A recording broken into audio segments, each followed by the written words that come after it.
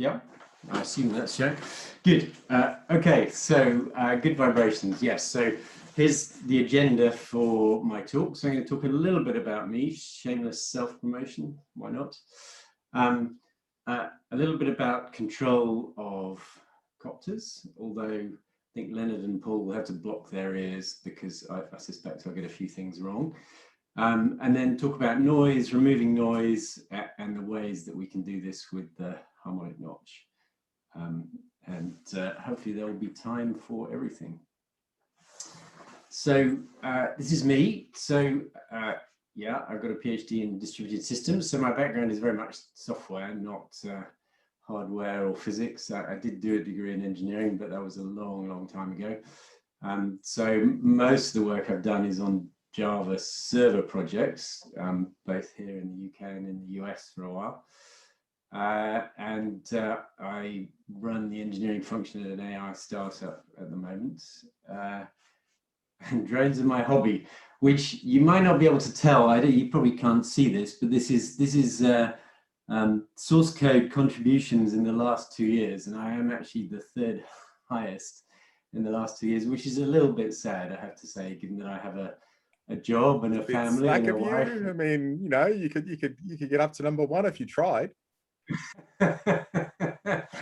And actually, I don't know whether you can see that, but my family, does that show up on the screen? No, hold it in front of you and it'll appear, and yep. Can you read that? So that was a present from my family. So obviously they're quite frustrated with the amount of time I spend doing drones and coding, but there we go. All right, so moving on. So good vibrations. Well, actually, it's a misnomer. There aren't really any good vibrations, but I thought it made for a catchy title, as you always want with these talks. Yeah, probably the music would be inappropriate in that score. So yeah, so Leonard and Paul, please block your ears at this point because I'm sure I'll get some stuff wrong. Control of multicopters are based on PID loops. We measure some output, we compare it to the input we want, and we determine an error term. And then using that error term, we apply proportional, integral, and derivative components based on some constant that goes into the control, and then we measure again, and we go around this loop again and again and again. So measuring what we want with what we have, determining an error, and on we go. It's obviously a lot more complicated than that, but I think as a software engineer, this is complicated enough for me. And I'm sure you've sort of seen these sorts of graphs there. If you want a step change in your control, so you whack the throttle hard up or you roll hard over, how you select these constants and the components that you apply affects the control. And you can either sort of set them conservatively and you get a very slow response with a lot of latency, or you can set them very aggressively and you get overshoots, so that the copter will respond very rapidly but then go past what you want. And so if you can imagine on this one, sort of the error term builds up, and then the sort of constants kick in and builds up this way and so on. So you're sort of always trying to pick terms that give you the most, something more like this, so rapid response close to the reference that you're aiming for.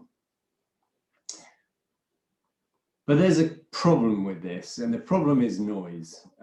And multicopters have a lot of noise. And noise typically comes in at the measurement stage. So, you go through this process and you're happily measuring what's going on, but what you're measuring is not only,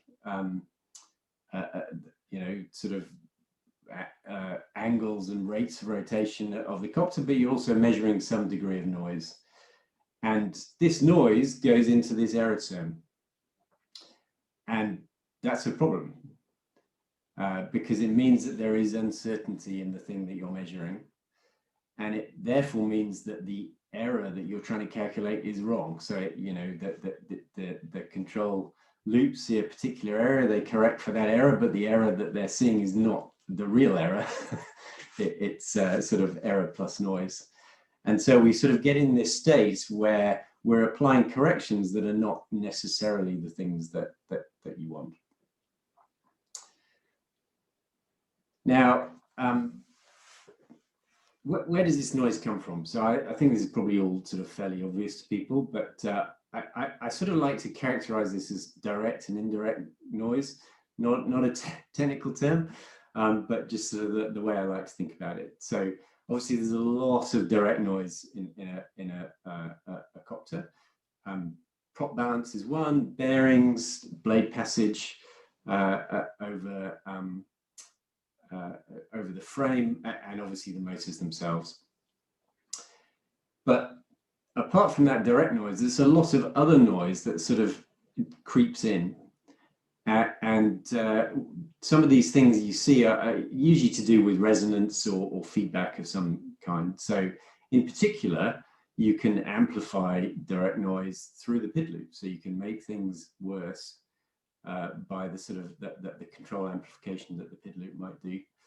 You can also see harmonics from the frame. So at particular frequencies, the frame might start vibrating. And you see similar things inside some of these sort of more fancy flight controllers with damping foam inside. The foam tends to have a sort of harmonic frequency as well. So as well as the sort of noise being directly applied to the copter, there's a bunch of other stuff going on. And all of this translates into poor control. So in the history of RG pilots and RG copter, the focus was very much on physical modification in order to kill noise. And I guess partly that's because of the way the UKF works, and you can't sort of do software filtering on the UKF, and so you really want to try and do physical isolation of things. So in particular, you put foam on your flight controller to insulate it from the physical processes going on. You can use inertia. So I know that Leonard is fond of kind of bolting his flight controllers to a big battery, and the inertia of the mass of the battery prevents vibrations getting in. And also frame material makes a very big difference as well. So one of the things you typically see is people trying to fly with these very flexible, cheap frames, and that creates an awful lot of problems noise-wise. Most of the copters I fly with have very, very stiff carbon fiber frames, and that makes a big difference to the sort of transmission of noise and the resonances involved. So you can do physical things, but physical modification only gets you so far. And the other problem is size a little bit. So, I guess, so here's I should probably learn how to switch off my virtual background. Anyway, so if I can you see that? So that's, there we go. Need That's to either switch off the background or hold it in front of your chest, I think. Yeah. I think you can see that. Yeah. So that's a 2.5 inch. I think I will switch off the background. Hang on. Big reveal. Yeah, where are settings while I'm sharing? Under the video, under the little start video, stop video button. Ah, yes. Choose virtual background. None. There we go. Okay. Hey. So there, you can see that. So that's a 2.5 inch sized copter, 2.5 inch props. You can kind of see that the flight controller and everything else is absolutely packed in there. So the chances of doing sort of foam isolation are pretty low. I mean, there is some isolation on that with little rubber grommets, but it gets kind of hard with something that small. And And so what you can do is you can use software, and software can make a big difference. And in particular, because you know where a lot of this noise is, which is at the motor frequency, the RPM of the motors, and harmonics of that frequency. And we can target that with a notch filter. I'll come on to that in a little bit. And I would say we can remove almost all of the indirect noise and a lot of the kind of direct noise. So you can make a big difference. As far as control is concerned, other things still see this noise, but for control we can remove a lot of this. Okay, so the harmonic notch. So the harmonic notch is a slightly strange name. Leonard and I came up with it a long time ago, and it's sort of stuck. But it's not actually a single notch at all. It's a set of notch filters. They're running at the gyro sample rate, and they are not a fixed. So we used to have a fixed notch in RGPilot, but now the thing about the harmonic notch is that the center frequency of the notch varies over time, and that's sort of the key component. And so you can see a nice little bode plot that Leonard did here. Apologies, Leonard, for plagiarizing your stuff. But in particular, you can see the sort of frequency response of notch filters for different attenuations here. And I think the thing to note is that with high attenuation, the sort of frequency that is most killed is very narrow. I think that's the thing you've got to notice here. So you can sort of cover a wide range of frequencies with not much attenuation. But if you want a lot of attenuation, the frequency band that it targets is very narrow. Unfortunately, there is a lot of noise, especially in these smaller copters. You know, the motor noise gets really noisy, and so it's really important to accurately get that particular noise frequency. Now, and a lot of the sort of the smarts around the harmonic notch are about how you target that frequency, and we'll sort of get on to different ways that you can do that in a little bit. But some things to note are that each motor has a different frequency. So for instance, if you've got a copter that's somewhat imbalanced, you know, front to back, say you've got two motors going faster than the front two going faster than the back two, or vice versa, then you have more than one frequency that you're trying to get at. And that can sort of prove problematic in terms of removing the noise. And then the way that we target the frequencies is through a number of different mechanisms. So in 4.0, there was throttle estimation. There was some ESC telemetry support, but there's more in 4.1. And then also now in 4.1, there is in-flight FFT support for targeting the center frequency. And hopefully I'll get a little bit of time to talk about the FFT in particular, because there's some sort of interesting stuff going on there, and yeah, it's good for people to understand.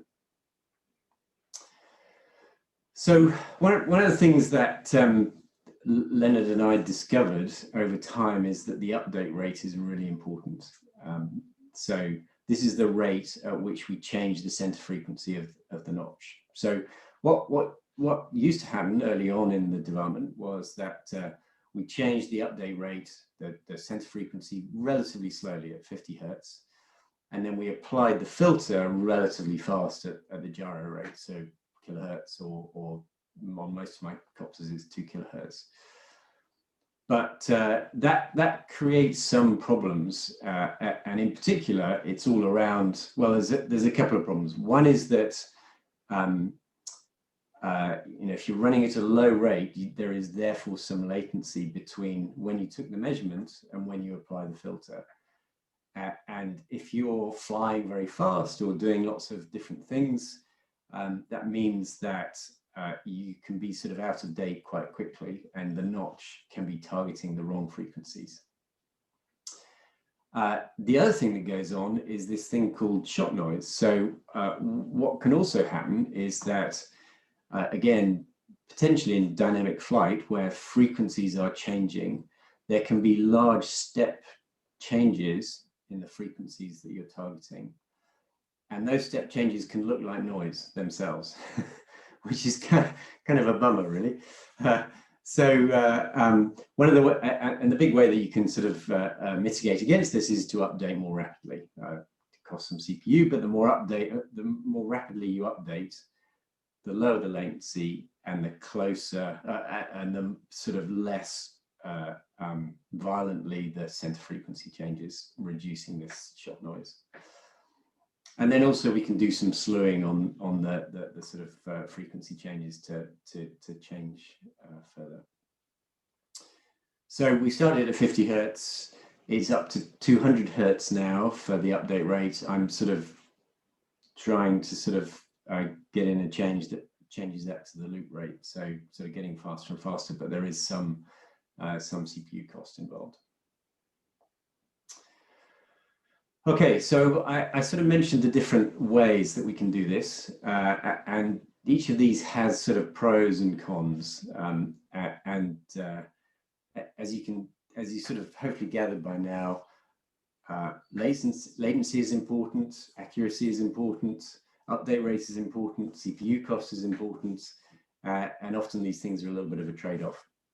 So the sort of basic harmonic notch in 4.0 is throttle based. So we use a sort of throttle estimate to control the center frequency.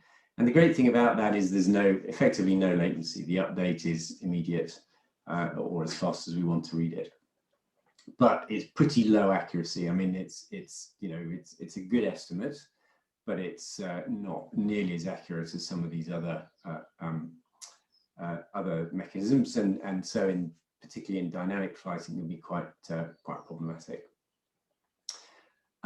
You can update at the loop rate, no problem. Because we can just sort of get this estimate all of the time, and it's very, very low cost CPU wise. It's a very simple calculation, just using throttle out as a proxy for motor RPM. So then also in 4.0, there's ESC-based telemetry. So basically, this is just BL Heli at the moment. This too is pretty low latency. So you can request RPM updates from the ESCs. They'll tell you there's some latency in the sense that we rotate around between ESCs. But it is fairly accurate because the ESCs know exactly how fast the motors are going. And it is also fairly low CPU. The downside is that you can only get up to about 100 Hertz, just based on the amount of data that you can pump through the UART that you have to use, and the fact that you're kind of rotating around ESCs. So that's pretty good, and sort of, certainly for 4.0, if you can use ESC telemetry, that would be my sort of go-to mechanism. And then in 4.1, we've sort of extended ESC telemetry to include bidirectional D-shot. And so this is where, instead of using a separate UART, we use the PWM output in a sort of half duplex mode, and can read data from the ESC on the same line as we're pushing out PWM or D-shot signals. One of the nice things about bidirectional D-shot is you can go really, really fast. So we can sort of up the rate at which we're outputting, and that also ups the rate at which we're reading. We still rotate between ESCs, but on a per timer basis. So on some flight controllers, that might be, a single timer for all 4 motors or more. So you sort of divide by 4 to get your update rate. On some copters, it just sort of works out. It depends on how the PWM groups are organized, but certainly on my smaller copters, there are 2 timers involved, and so I get fairly high update rates because it's basically half of the D-shot output rate. It is a bit more expensive CPU wise, and obviously the faster you go, the more expensive it gets, but this seems to work pretty well. And then FFT is kind of the other new one for 0.1. So FFT can be very, very highly accurate because you're measuring actual noise rather than a proxy for noise. But the more accurate it gets, the higher the latency, the longer it takes to get data out. So you can either sort of go for high accuracy, low update rate, or medium accuracy and high update rate. And it also is fairly costly from a CPU perspective. All right, so I'm going to now switch to some live demos, I hope. We have some questions on that first, just on yeah, of course. Yeah, go ahead. Ask some questions. Sorry, Andy. Interpolating, if we had a low rate one like FFT, do we use the throttle with like a complementary filter between the low frequency update but high accuracy FFT versus, and use the throttle to interpolate so you can basically boost its rate? We don't currently. That's something Leonard would like to do. So it's certainly a possibility. So you could use the FFT to basically sort of checkpoint the throttle update to make it more accurate. So that would be there'll also be a bit of lag. So I wonder whether actually doing like a complementary filter between the two. I've just created a generic complementary filter class for IGPilot. So I've got a new hammer and I'm looking for nails to go and whack it on, you see. So I wondered if that might actually be appropriate. Anyone else want to comment on that, whether that makes sense? I mean, in a sense it does, because throttle leads the change in RPM. Mm-hmm. So yes, you could have but the question, what you would need to know then is the derivative from throttle to RPM change. Mm-hmm.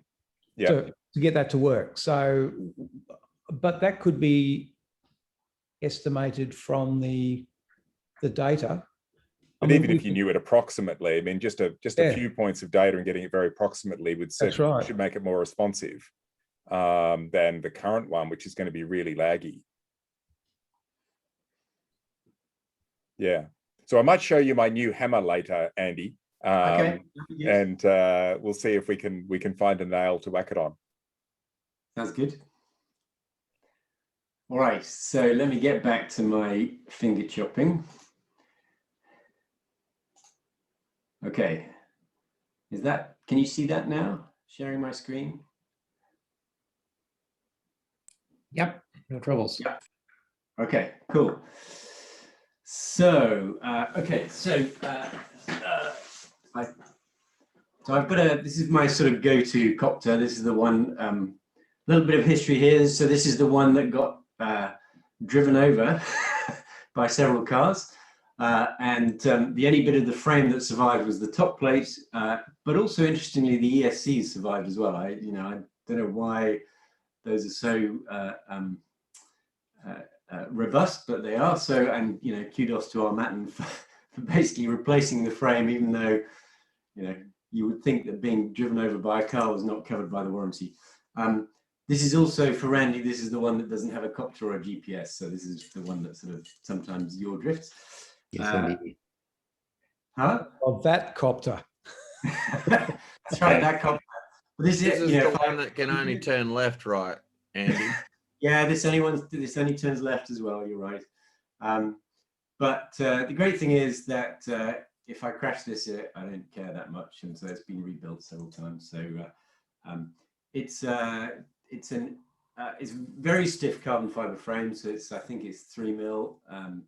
And there's a Coot F7 Mini sort of tucked in there, and it's a 4-in-1 ESCs. So let me right, fancy here. So, ooh, fancy video setup.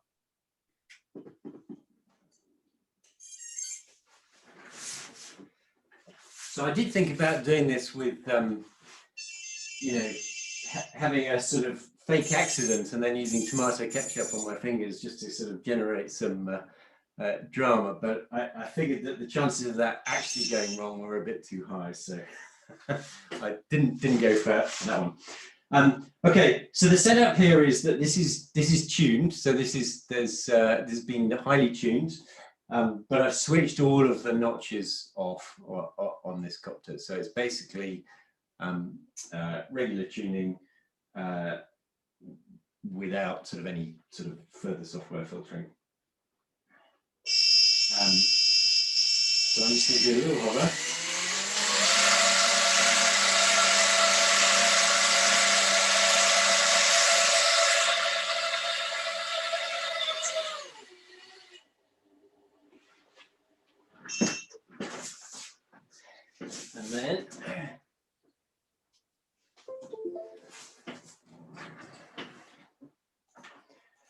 And then we'll download the logs.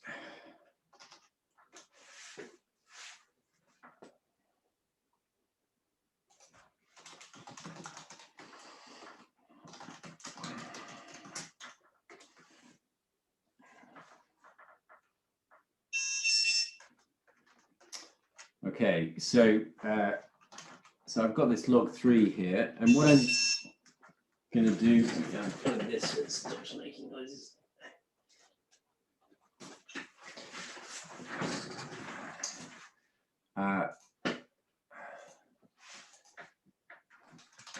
So I'm going to run this mavFFT ISB tool, which is in PyMavLink on the log. First of all, I'll sort of show it the way it might appear in Mission Planner.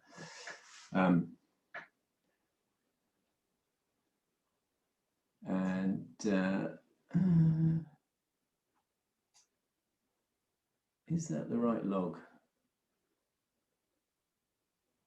Oh yeah, I think it is. So the thing to notice is the scale on the side here. So that this is, although it's looks like a tiny blip because of all the sort of control frequencies here, this is actually quite high. But you can kind of see it's hard to see on a linear scale, and so if I switch this to log scale, we can see a little bit more in terms of what's going on. Okay, so and what you can, sorry about the flashing, I think that's Zoom. So what you can see here is an awful lot of noise around the motor frequency. So this copter hovers at like 210, 220, something like that. And this is a log scale. So you can see that this peak here is really quite high on a log scale. We sort of want it down here somewhere. I mean, you can also on this, you can see the harmonics quite easily here. So here's another harmonic here getting a bit lower. And there's even another harmonic somewhere around here getting lower still. But the most of the noise is on this sort of primary harmonic. And this is usually true for smaller copters. Interestingly, on bigger copters, sometimes these two switch, so you can actually get more energy on the second harmonic than the first harmonic, which can cause some problems, and I'll sort of get into that a little bit later. And then if I, so I had to teach myself how to use MavGraph for this, because I usually use Mission Planner. So let me, let's just do this.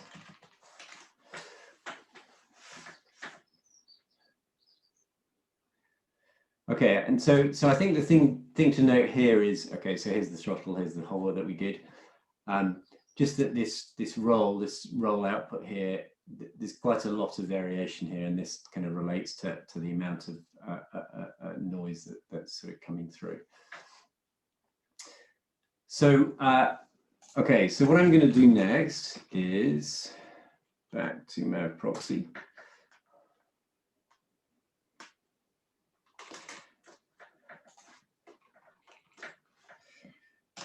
So I'm going to enable the harmonic notch.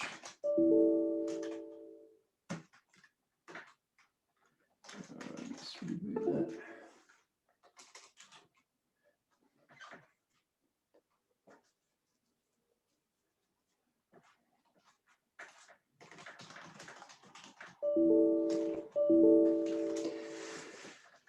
And here you can sort of see the settings I selected, and actually I'm going to set the mode to 3, so that means ESC telemetry. So I think that the thing to note is a couple of things to note here. So one is, and sort of I've said this on the forums before, but this relationship between the frequency and the bandwidth is really important. This gives the shape of the notch filter. And so sometimes what you see is people changing the frequency without changing the bandwidth, and you can end up with very, very narrow or very, very wide notches, and that's probably not what you intended. So typically you want the bandwidth to be half of the frequency. The other thing to notice is that for ESC updates, I don't actually care that much what these values are, as long as they're sort of the proportions are correct, because the ESCs will set the actual frequency that I want. Okay, so I think, oh, and I'm going to change. So we were looking at the FFT information was pre-filter FFT information. So I actually want to see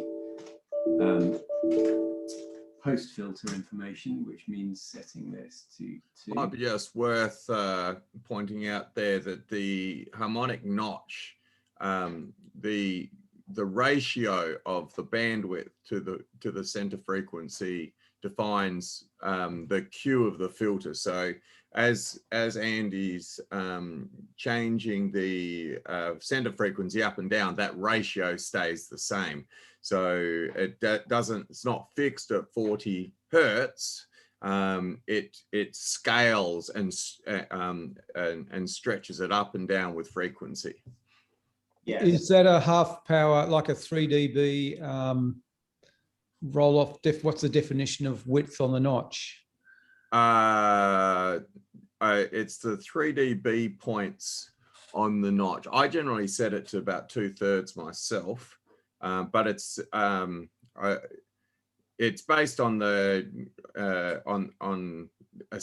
the standard notch equation, like a standard notch, second order, not like what do you call them, biquad. It's a biquad, two pole like biquad filter. Okay. Yeah.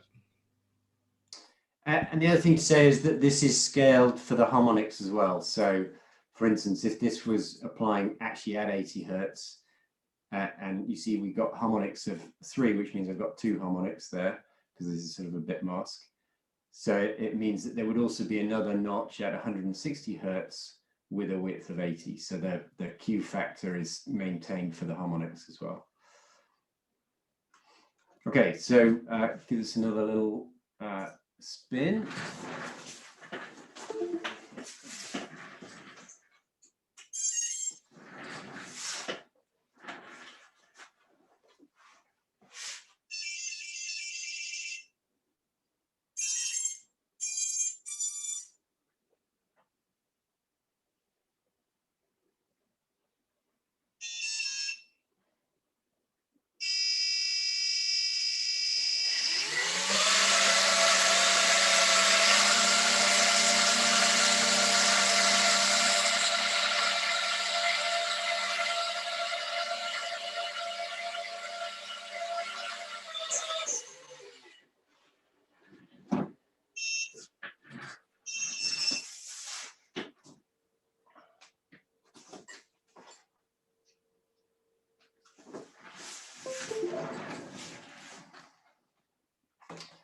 Okay, so back to Mav proxy. Oops.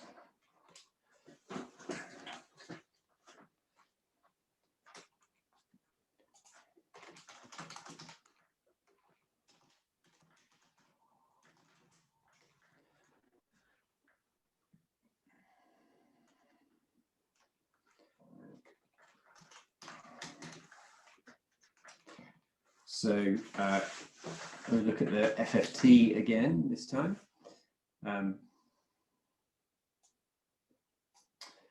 And I suppose a couple of things to note is, one, you can see, so on the log scale here, so you can see that the frequencies have come down quite substantially. And the other thing is you can see the notch in the middle here. So you can see this noise peak has been sort of attenuated in the middle, because we've sort of stayed roughly around the whole frequency. And also you can see, because this is post filter, you can see that the harmonics are a lot lower as well. So this is partly the notch, but this is also due to the low pass filter that we use. So on this copter, my low pass filter is set, close your ears, Leonard, at 130 Hertz.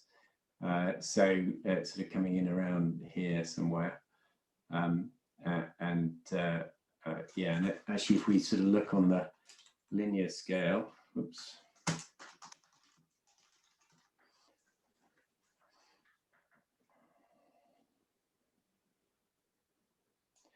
You can see that it sort of makes it a lot clearer. You can see this little blip here, and you know, sort of we're down.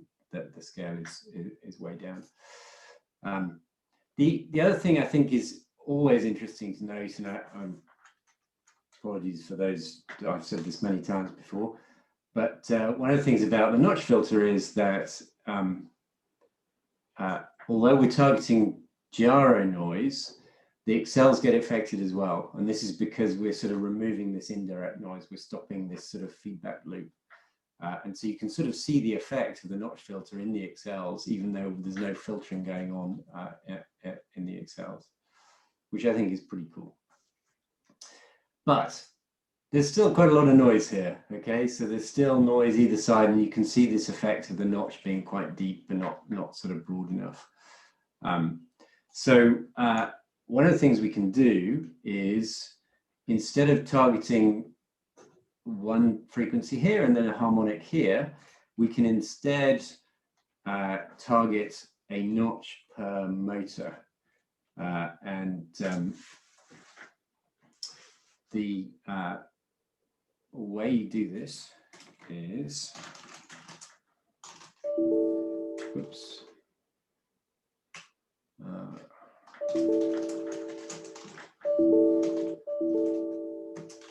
So there's this H notch opts, and bit 2 is notch per motor, or notch per frequency, because the FFT does something slightly similar, something slightly different. When I do this, I'm also going to just in the interest of time, enable the FFT subsystem for this next piece. Okay, so let me do that one.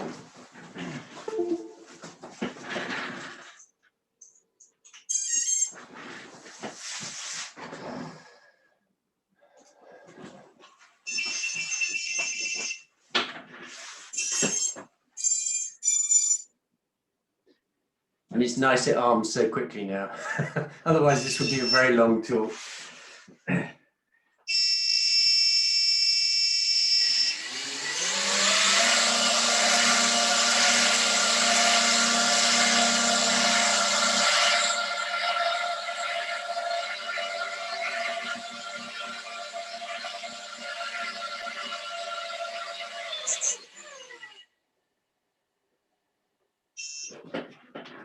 I also,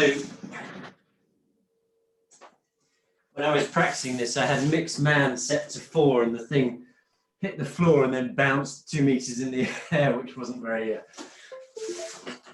safe. But fortunately, we're past that now. All right.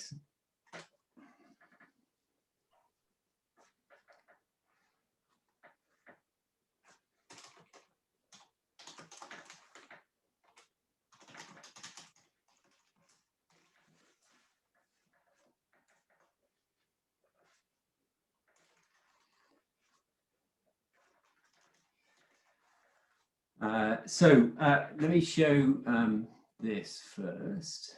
Okay.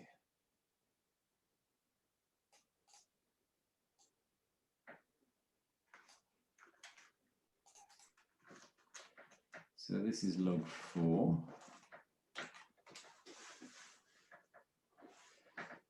You just downloaded log 5? Yeah, I did, didn't I? Sorry. You'll Right.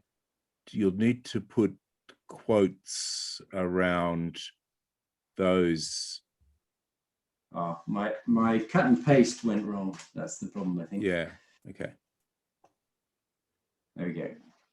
Okay, so so here's sort of an interesting piece. So first of all, you can see that. So this is actually looking at the motor RPM. So you can see that there's quite a reasonably big difference between. I think this is front and back on this copter, so it's not the center of gravity is not strictly level.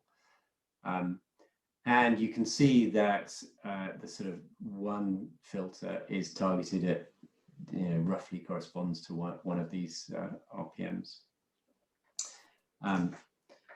Now, and I could show that for the other ones as well, but probably in the interest of time I won't move on.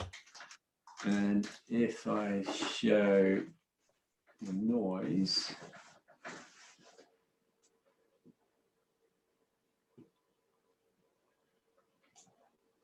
so this is beginning to get a bit better. So you can see, although there's kind of a little bit of a spike here, because this is a log scale, you can see that sort of overall the noise is getting better, and you can see it's fairly pronounced on the XLs as well, sort of getting a cleaner and cleaner form.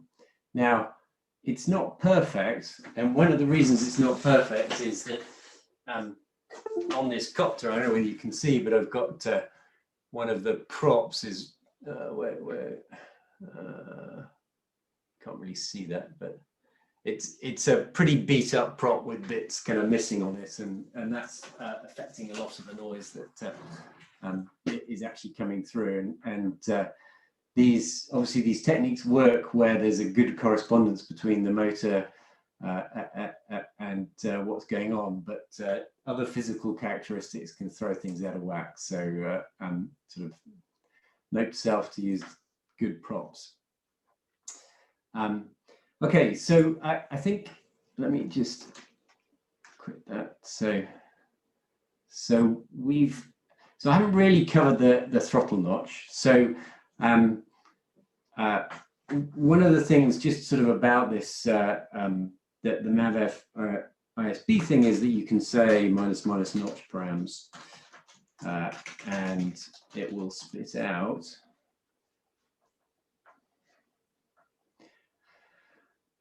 No, it won't.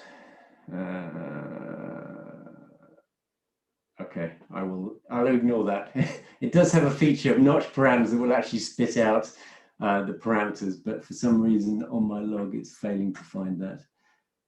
So my Python foo is not great there. So we've talked about frequency, we've talked about bandwidth. The ATT is the attenuation of the notch, and so the higher you set this, the sort of deeper and narrower the notch becomes.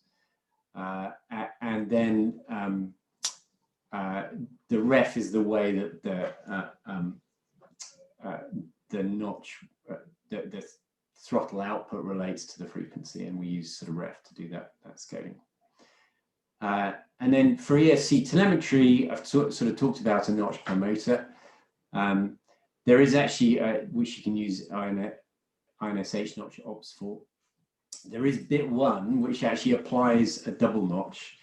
And in the interest of time, I won't do that, but suffice to say, if I do that, it actually makes the output worse. And so on this particular copter, so what a double notch does is it tries to sort of separate the center, it applies 2 notches around the same center frequency to get a broader spread of frequency coverage. And for bigger copters, that's quite good because you've got sort of a lot of noise going on. For smaller copters with these very, very sharp peaks, that actually doesn't help much. And what ends up happening is you kind of end up missing the most dominant part of the noise in the middle of these two notches. And so although there's this double notch option, it actually makes, for small copters, it makes things worse. For big copters, it's actually quite a good thing. And then, I mean, these are all sort of in the docs, but in order to get ESC telemetry, you have to have your BL Heli setup configured correctly. Okay, so I'm going to sort of move on to the FFT notch now. So if you remember, I enabled the FFT in that previous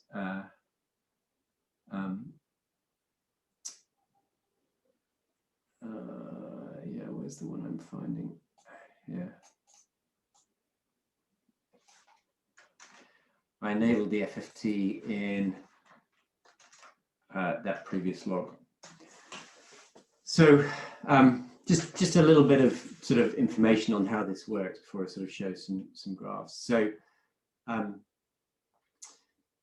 the FFT is performed on a sliding window of samples. And in fact, let me just kind of jump onto the picture because it's probably easier to see this way. So if you can imagine, there's a bunch of samples coming in at the gyro rate. And what we do is we select a window of those samples and run the FFT on that window. And we get a frequency output. And then we jump by a number of samples and do it again. And so this is the way the in-flight FFT works, basically. So we have we're not sliding per sample, we're sliding per set of samples.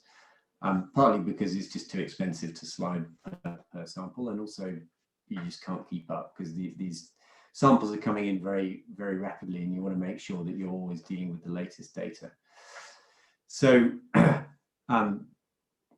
in-flight FFT is running these windows on an ongoing basis across samples of gyro samples.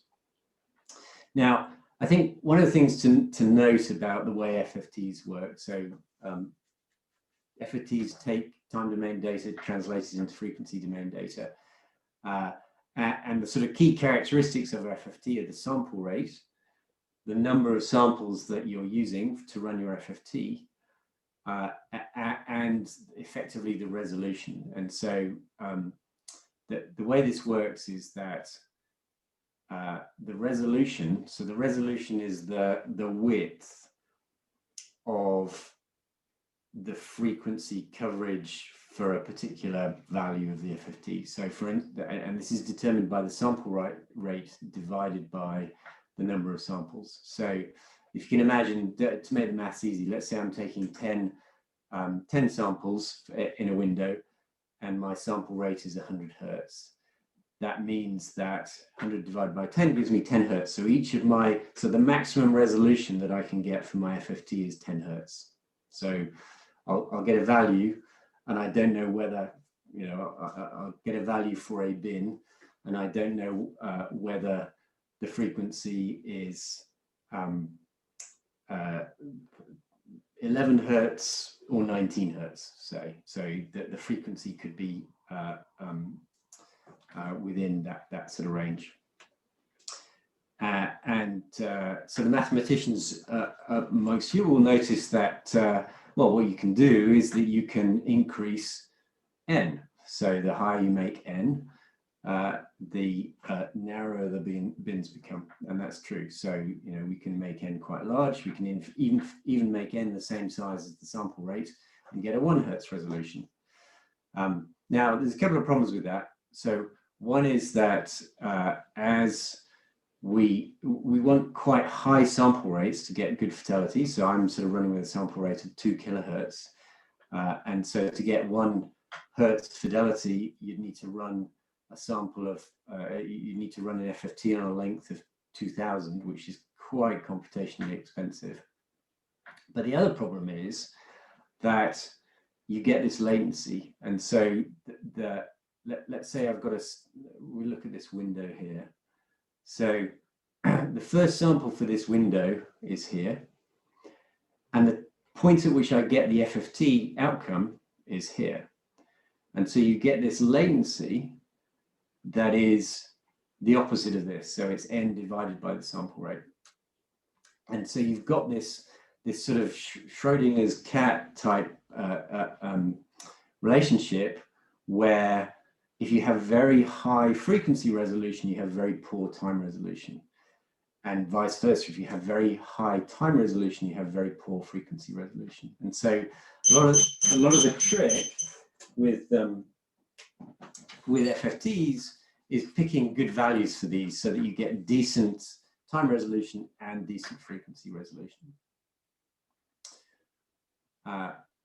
Okay, so I've kind of said this, so sliding window samples, we need to sort of jump fast enough to keep up with the gyro rates, and it needs to be big enough, the window, to be accurate, and small enough to be fast. And if you run with FFTs enabled, you'll see a little startup message that looks like this. And this is the sample rate. So for this particular one, my sample rate is 2 kilohertz, which is what I'm running my gyros at. The next number is the bin size. So on this FFT, I'm getting a resolution of about 8 hertz. And then the final number is the update rate. So this is the rate at which we're updating. We're able to produce new frequency outputs. And one of the things about this bin size is there are some tricks that you can do to improve the resolution. The tricks get quite complicated. And so there's a few things. So first of all, we don't want to just take an FFT on a kind of a rectangular window of samples, because what happens is that the difference between, if we go back to our window here, so the difference between this sample here, some IMU data, and nothing, looks like a frequency jump. And so you've got this sort of problem with FFTs that the edges can create artificial noise. And so what you need to do is you have to put the samples through a window. I use a Hanning window, which kind of biases the FFT to the sort of center set of samples so that you avoid these sort of spurious spectral leakages things. And then also there's a whole sort of field of estimation around how you can get better resolution for the frequency other than just the bin size. And this is possible because FFTs are calculated in the complex domain, and you have both real and complex components to the frequency information, and you can use that information to get a better estimation. And so I use this thing called Quinn's second estimator to do interpolation. All right, so in terms of using the FFT, really the only setup that you need is these three options. So you need to enable the FFT, which, as you saw, I did on that log. You need to specify the minimum hertz that you're interested in, the maximum hertz that you're interested in, and that's pretty much it. And if we look at this graph,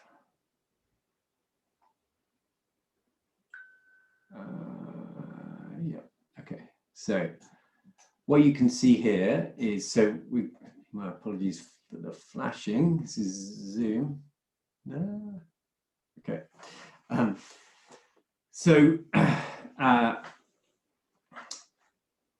What you can see is, so these three, if you remember, I'm still based on the ESC telemetry notch. So these three notches, this is DNF is the dynamic notch frequency. So I've got three notches here, the fourth one's not shown, tracking the ESC telemetry. And what you can see is that this is the red line here, which is the FFT response. This is the FFT average response, tracks this particular frequency very, very accurately. So you can see that the FFT is pretty accurate in these circumstances. And you can see also it's sort of fairly smoothed as well. Okay. So, and I think in the interest of time, I'm not going to do any more demos. Let's see whether this log gives us enough. Well, I'll do one more. So okay. So that's it.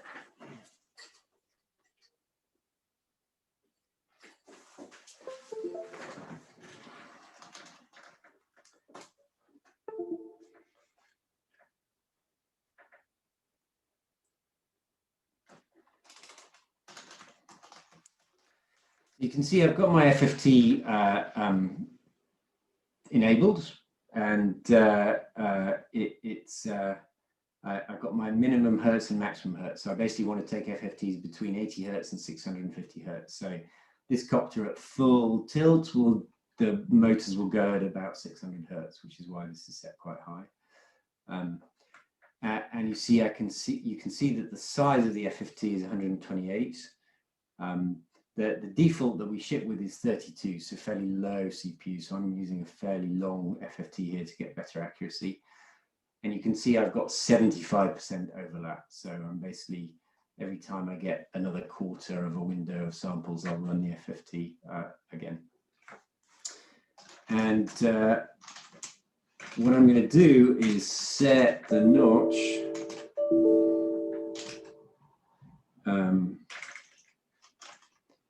to FFT. So this is at H notch mode 4. Let's see the other ones.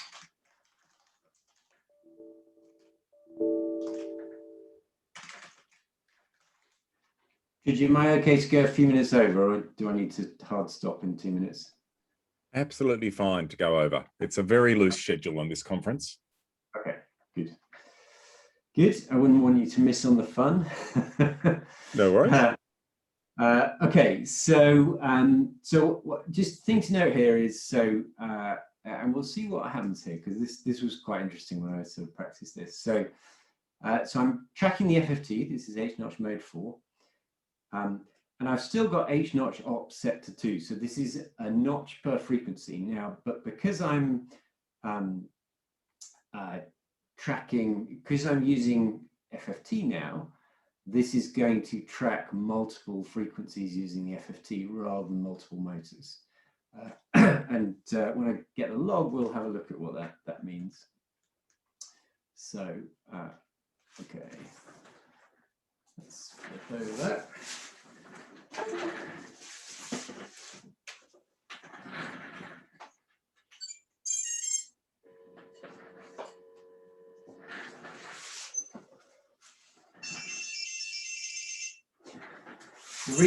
The reason that prop is so beat up is because it's really close to the battery lead, and so it keeps clipping the battery lead when things go wrong.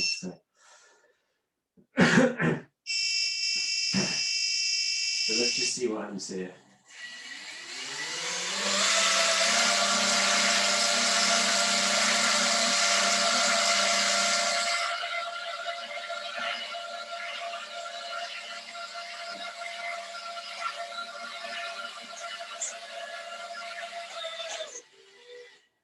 So I don't know whether you saw that, but there was kind of a little bit of twitching at the end there, which is what happened before. And I'll explain why that happens in just a minute. So,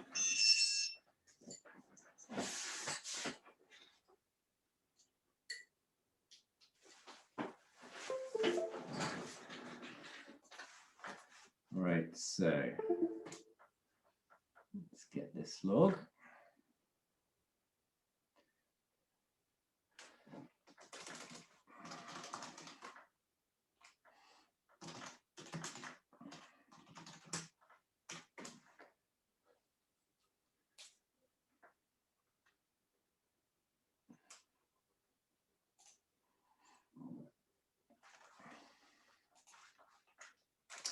Okay, so just to prove that it works, I'll just run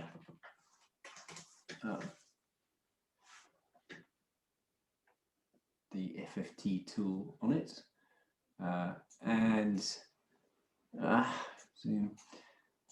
so you can see that again we're sort of tracking fairly closely. The noise is decently down.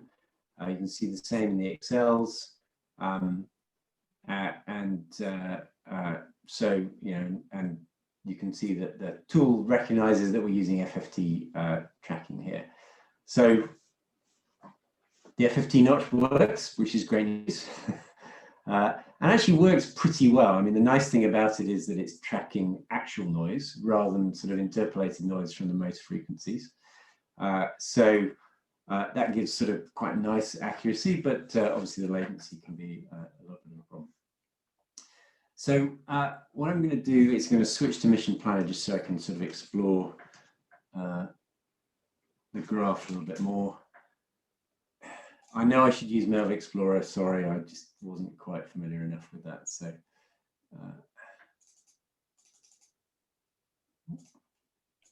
I'll forgive you. I'm actually just looking at why MavProxy wasn't able to auto reconnect on Windows. I think that'd be nice to fix. Yes, that's quite an old bug. And this is Windows subsystem for Linux as well, which yeah, I was going to give that a go, see if I can work out why that is. Okay. Right, so here we go. So hopefully that should be seen. You can see that there's our little hover. Get rid of these. Okay, so all of the log information for FFT is in these two log messages, FTN1 and FTN2, and peak average gives you an average of what's being applied. I think one of the interesting things about FFTs is, oh gosh, sorry. If I blink too much, Zoom starts flashing my screen. So one of the interesting things here is you can see these sort of big frequency jumps outside of the bit that we're hovering in. And this one of the reasons for this is you have to be really careful about the energy that you're measuring in the FFT. And so we can actually have a look at, if I get rid of that, and have a look at the first frequency. So you can see that we get a nice clean FFT here for while we're hovering, but then all of this random junk outside. If we look at the energy, and sort of the energy is measured as part of the FFT process, you can see that all of the energy is in this the bit where we're actually hovering. And so although basically the FFT is running on random noise at this point, and this is why you get these big frequency jumps. And so part of the algorithm is to discard stuff where the energy isn't high enough to be a sort of valid FFT. And there is actually a parameter that you can set, the sort of SNR value, which you can use to determine where that threshold lies, and it's different for different copters. So that's this sort of FFT SNR ref value here. So this is the first peak that we detected. It's nice and clean. If we have a look at the second peak, okay, so yeah, my scale's gone bad. So let me have a look at this side. So what you can see here is we're getting some junky noise in this sort of second detected FFT peak, and I think actually what's happening is there is actually a bunch of data down here, but it's sort of being dominated by these sort of very high speed peaks. So we actually look at the dynamic notch for this second. So the dynamic notch for the first peak, nice and clean. You see this yellow one here. Dynamic notch for the second peak, all over the place. Really, really horrible. And if you remember, I said shock noise is a really bad thing. And so what I think is going on here is you saw the twitches in the copter. I think that is shock noise from the second FFT creeping into the control loops. And so often with these small copters, you really only want the first FFT. You're actually running a notch per detected FFT frequency is just not a good idea. on bigger copters, it's really important because you've got all of these weird harmonics all over the place, and you want to sort of track these things. But on smaller copters, you get this very, very well-defined single frequency. You just want to track that thing. And then I think if we look at, so these are organized by energy. So this will be the sort of biggest energy peak. If we go down to the lowest energy peak, there's practically nothing there. It's not really detecting anything. All right, so in the home straight now. So we sort of talked about H-notch ops. We've talked about the window overlap. We've talked about the window size. So there are some advanced tuning options. So you can determine the signal to noise sort of that you want to say the frequency is detected or not. And then there's some other kind of weird, slightly bodgy options. And so this is the reason these exist is for the way that we run the algorithm. So, so there's kind of a lot going on here. So we take filters, we take samples, a window of samples, and we run it through the Hanning window to avoid this spectral leakage. And then we run an FFT on those samples. And then we calculate the complex magnitude of the FFT data that we get back. And then we have to look for peaks. So that just basically gives us a bunch of frequency information, but we don't know where the actual peaks are. So we have to run a detector on that data to find the peaks. And this used to be a simple, what is the highest? And that actually proved to not work very well on bigger copters. So what you really want is to find things that are not spurious, but are actual sort of peaks in frequency. And so there's a little algorithm that does that. And then we calculate the center frequency of each of those peaks using this Quinn second estimator. And then we retain the 3 highest energy peaks. So energy is important in the order of frequency. Now, one of the problems with this is that the energy varies a lot. So in the, you can see my Y6B in the background here. The energy of the FFTs that we run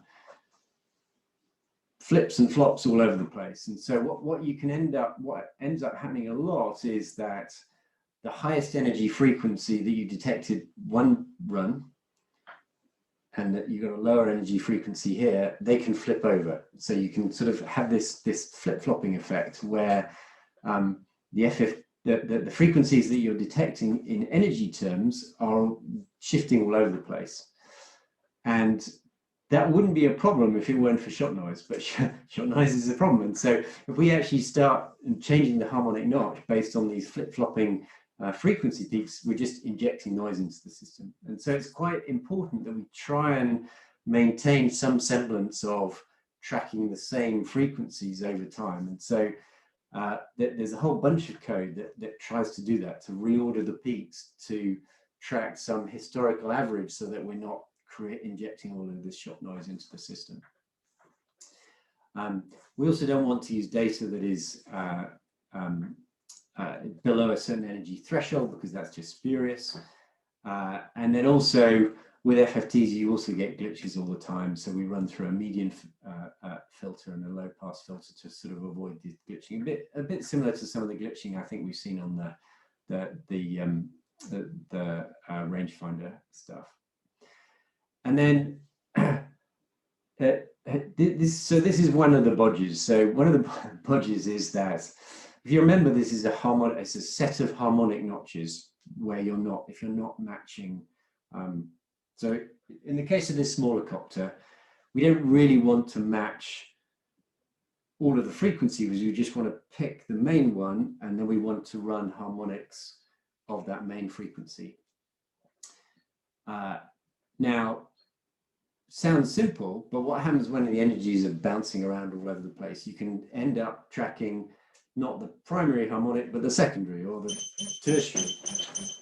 And so what you really want to try and do is always track essentially the lowest frequency, even though it may not be the lowest energy. And so, and then determine that is actually harmonic, and then run the sort of notch filters up from there. And so this is what this harmonic fit is. So it basically says, if I see a frequency that is sort of within some threshold or double of another one, I will assume that that's a harmonic, and I will pick the lower frequency.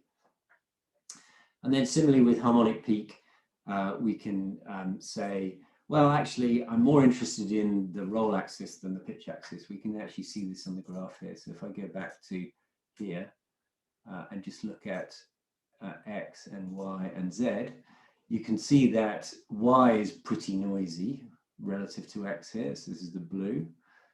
If I go back to X, see X is much less noisy.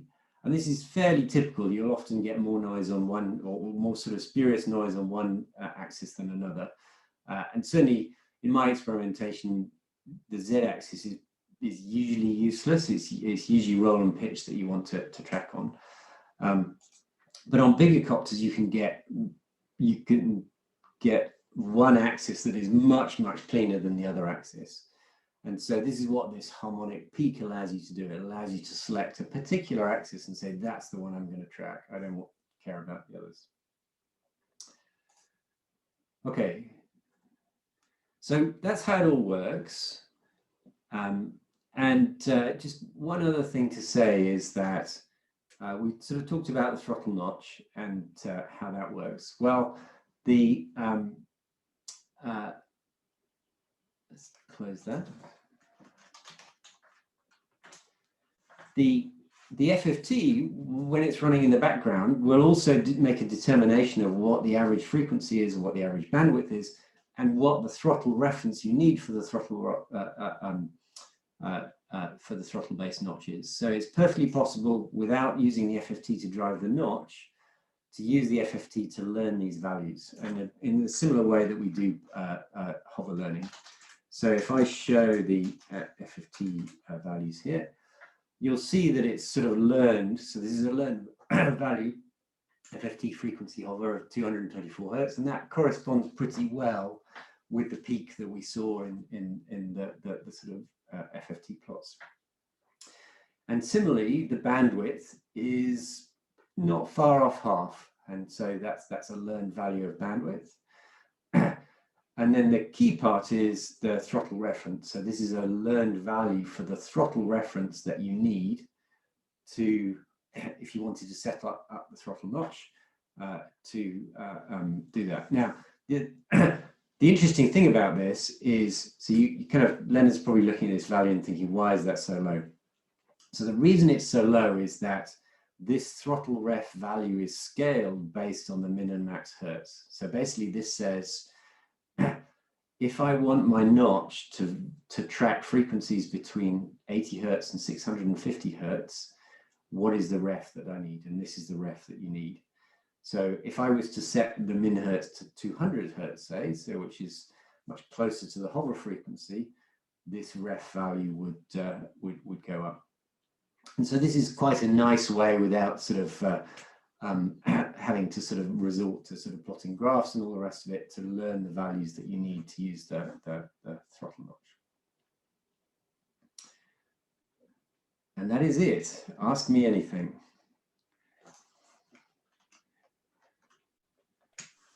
So once it's learned those, does that mean basically you then just run off the throttle and you don't need to anymore?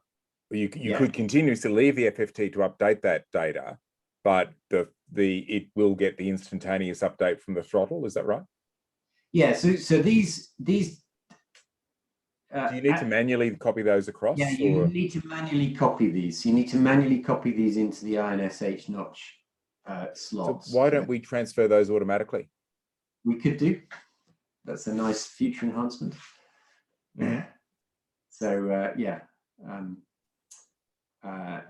The only reason why you don't want to do it automatically is this ref needs to be 1 if you're using ESC telemetry.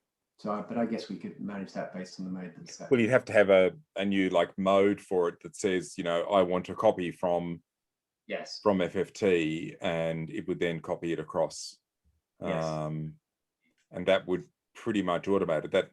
and then we don't need the complementary filter and things, I presume. Would you then continuously still run the FFT to update those all the time? You wouldn't need to. If all you're interested in is the throttle notch. But the characteristics might change a little bit, different battery weight or whatever. And obviously the way you might want to do this is the way you might want to do this for hover learning. So you basically want to do a fairly long hover so it gets fairly stable values for these. And then you can transfer them and away you go. And Paul, yes, it's a Y6B on the cabinet.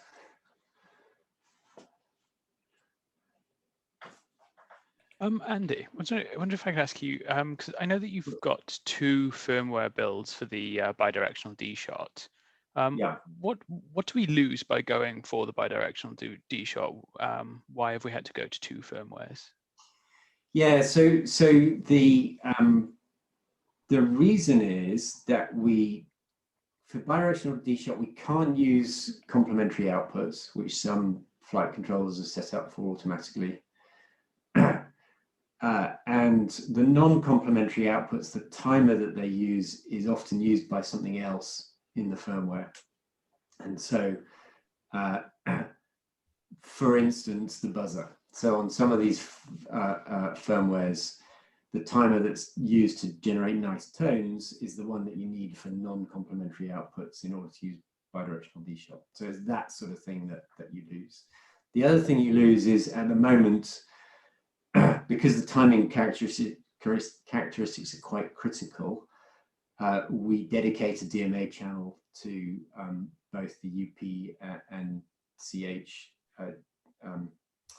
channels, and so you sort of lose some DMA channels that could otherwise be shared with other things. Okay. Does that answer your question? Yeah, it does. Yeah, thank you. Ask another question, if I may. So this is like probably a stupid question, but so my understanding is that most of what we care about in terms of passing to all of the various control loops is sort of sub 20 hertz sort of information. Given that all of the work that with the notch filters is filtering, like, or generally is filtering the higher frequencies, or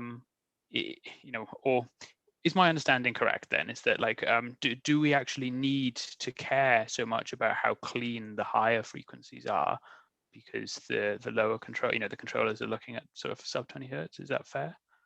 So it depends on the size of the copter. So the smaller you go, the more important the higher frequencies become. And I'm sure Leonard can give a better answer than this. So what you find is if you filter at very low frequencies on these smaller copters, they're just not, you get a lot of glitching. So the thing is, it's not about your input, it's about how RG Pilot itself is able to control sort of some of these smaller pieces. Leonard, do you want to say something about that? No, I just no. So there's a couple of things going on there. One of them is aliasing. You're not just interested in taking care of the frequencies in your control bandwidth. You're also trying to remove the frequency components that are at your Nyquist frequencies, that will fold back down into your control bandwidth. So that's why we run the harmonic notch at the higher gyro input rates, so we can actually filter them out before we subsample down to, say, 400 hertz, or I'm not sure what you're running there, Andy. Sorry, Andy, you running at 1,000 hertz there on the loop rate? Yeah, loop rate. 800 hertz. Yeah. 800 hertz. So for Andy, you were saying 200 hertz ish for your primary. Yes. Yeah. So for Andy, it doesn't take much with a throttle punch to actually get those the second harmonic sitting right at 800 hertz, which will immediately mix down to a DC offset for his aircraft, and he'll start to see the leans where the aircraft will pull to one side as that harmonic passes through 800 hertz. The other aspect of the high frequency noise is that it comes through to your commanded output to your ESCs, and although especially on larger aircraft, the ESCs can't respond to those higher frequency variations. The ESC, it feels like, now I'm getting very subjective here, but it feels like the ESCs are hunting within this noise band of control.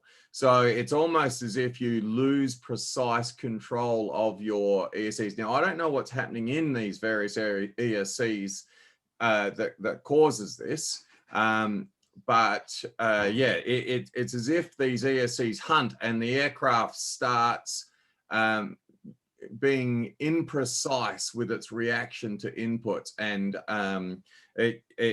yeah.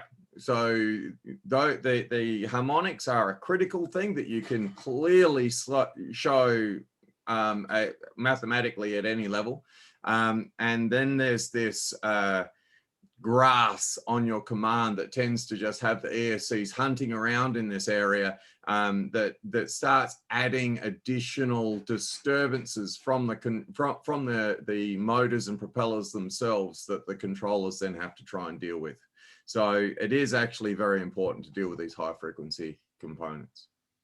Yeah, that makes a lot of sense. Thank you. The way, practically speaking, so I like just trying things and seeing whether they crash. Leonard gives me a hard time for it, but it's one way. So the way it feels is very, very different. So if you try and run filters hard at 20 hertz there on one of these small copters, I mean, it probably won't fly, but it will feel like an absolute dog. They're just really, really, really sloppy. So you have to do this precise filtering to get the kind of feel that you need. I mean, Leonard and I have been on this journey for a while, and he's looked at a lot of my logs, and the precision has got higher and higher and higher the more noise that we've been able to remove.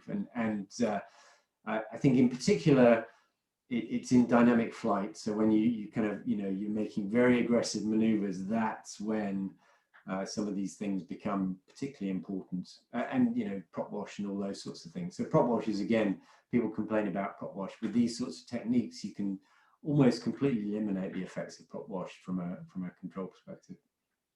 Just to sort of put what Andy said there a slightly different way, when he was referring to the low pass filters versus the harmonic notch filters, in order to remove enough noise to not burn out ESCs on these little aircraft, and to reduce the noise pad down to a sufficient level to get any level of performance, the latency that you introduce by using low pass filters and filtering out everything above versus using a harmonic filter and specifically targeting the areas that you need to is quite dramatic.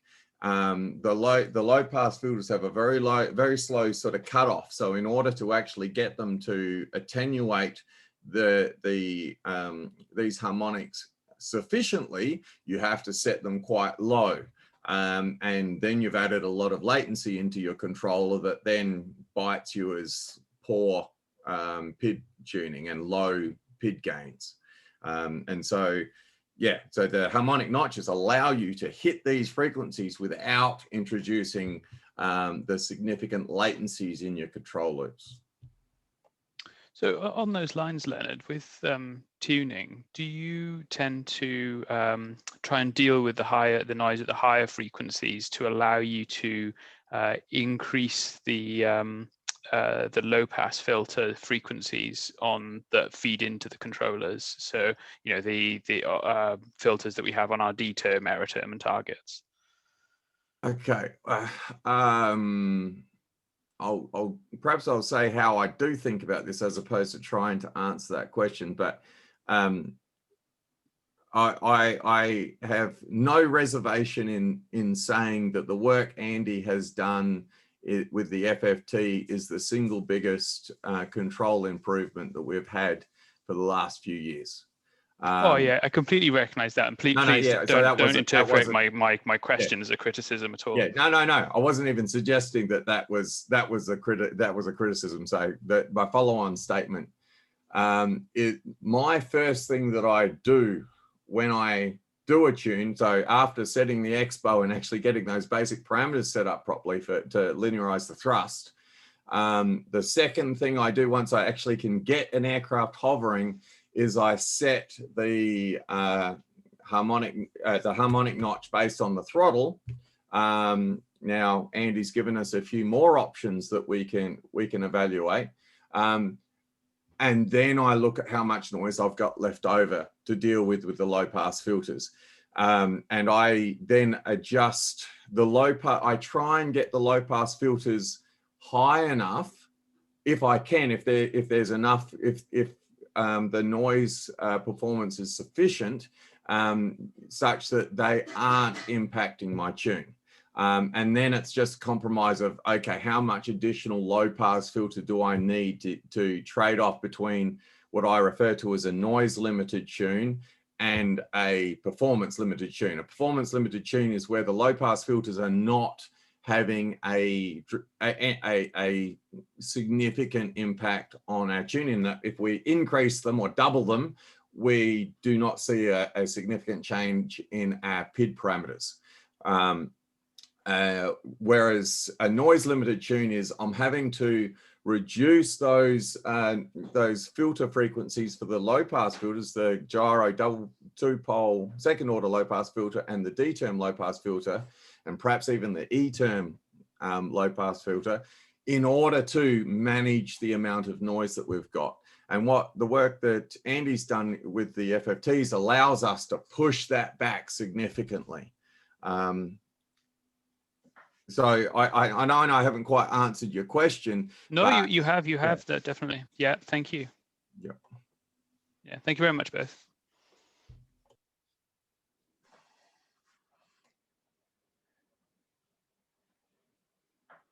And apologies for going way over time.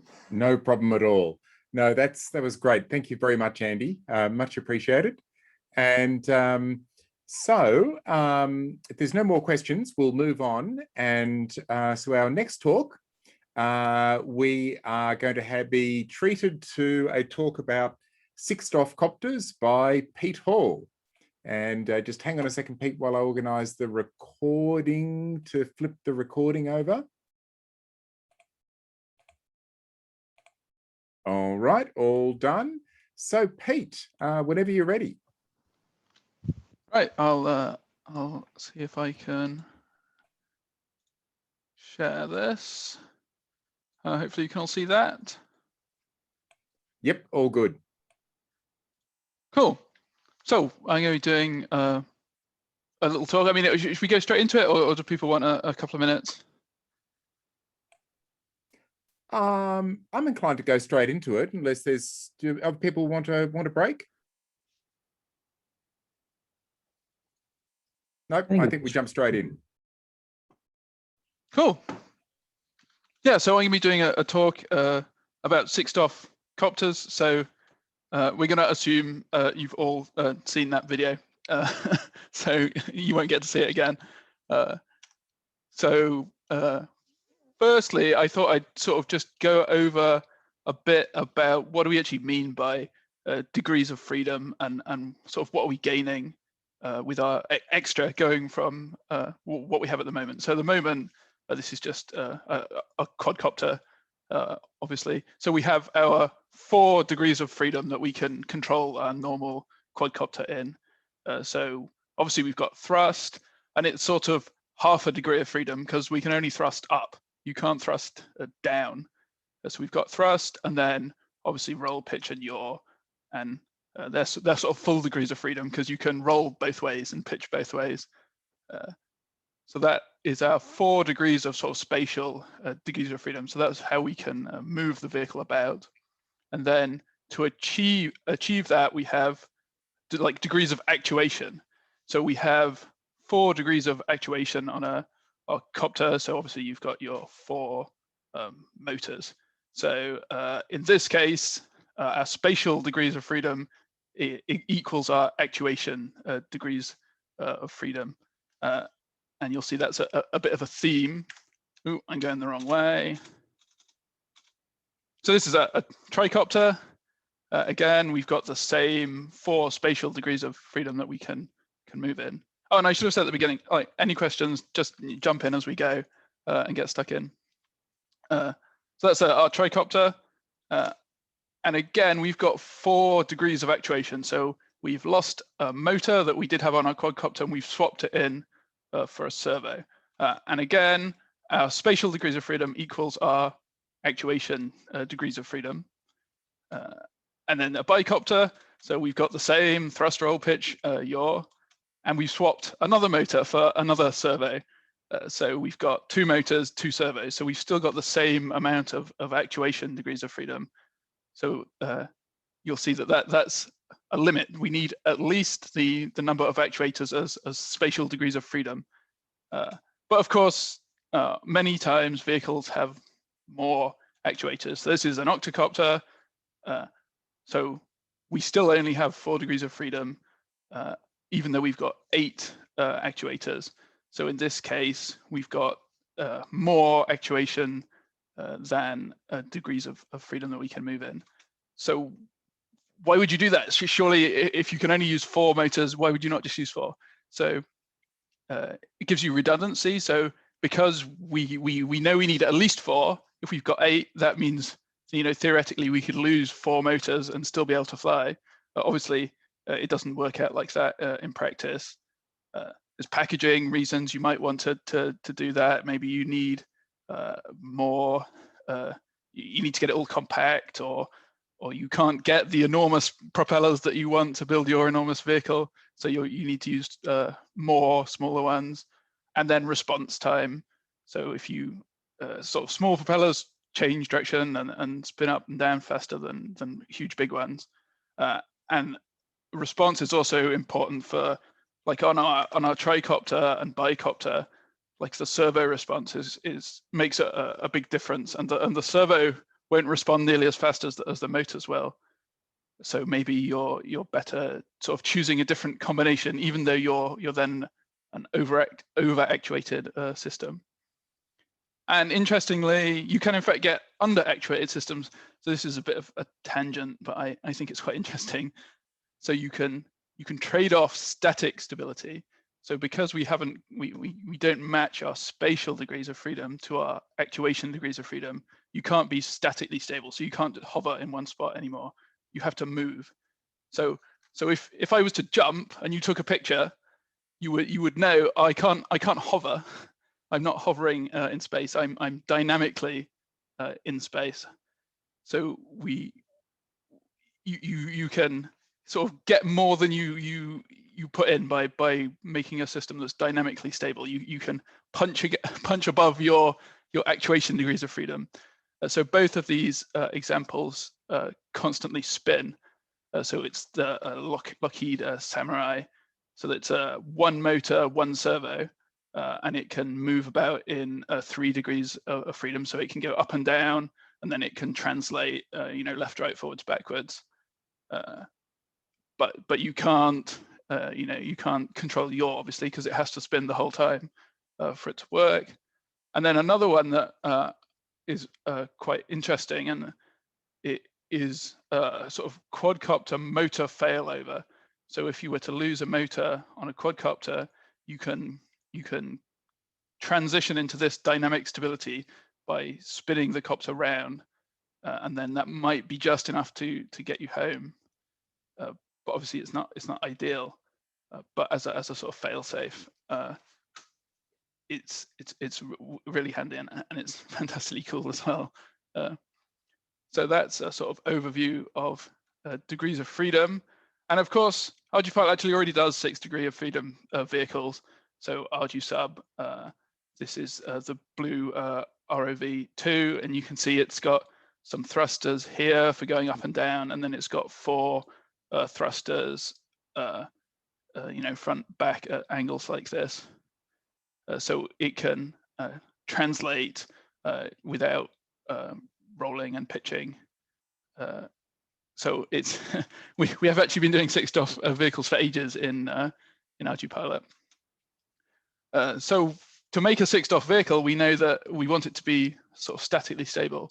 So we know that we need more than 6 motors. So 6 would be our minimum number of, well, not motors, 6 actuators. Obviously, you could use a fewer number of motors and have them on tilts or use flaps or something.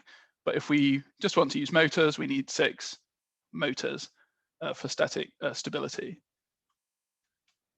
And then this gets us our same thrust, but in this case, to be a true 6-DOF vehicle, you need to be able to thrust both up and down. So that's sort of an enhancement over the existing copters. We need to be able to thrust in both directions.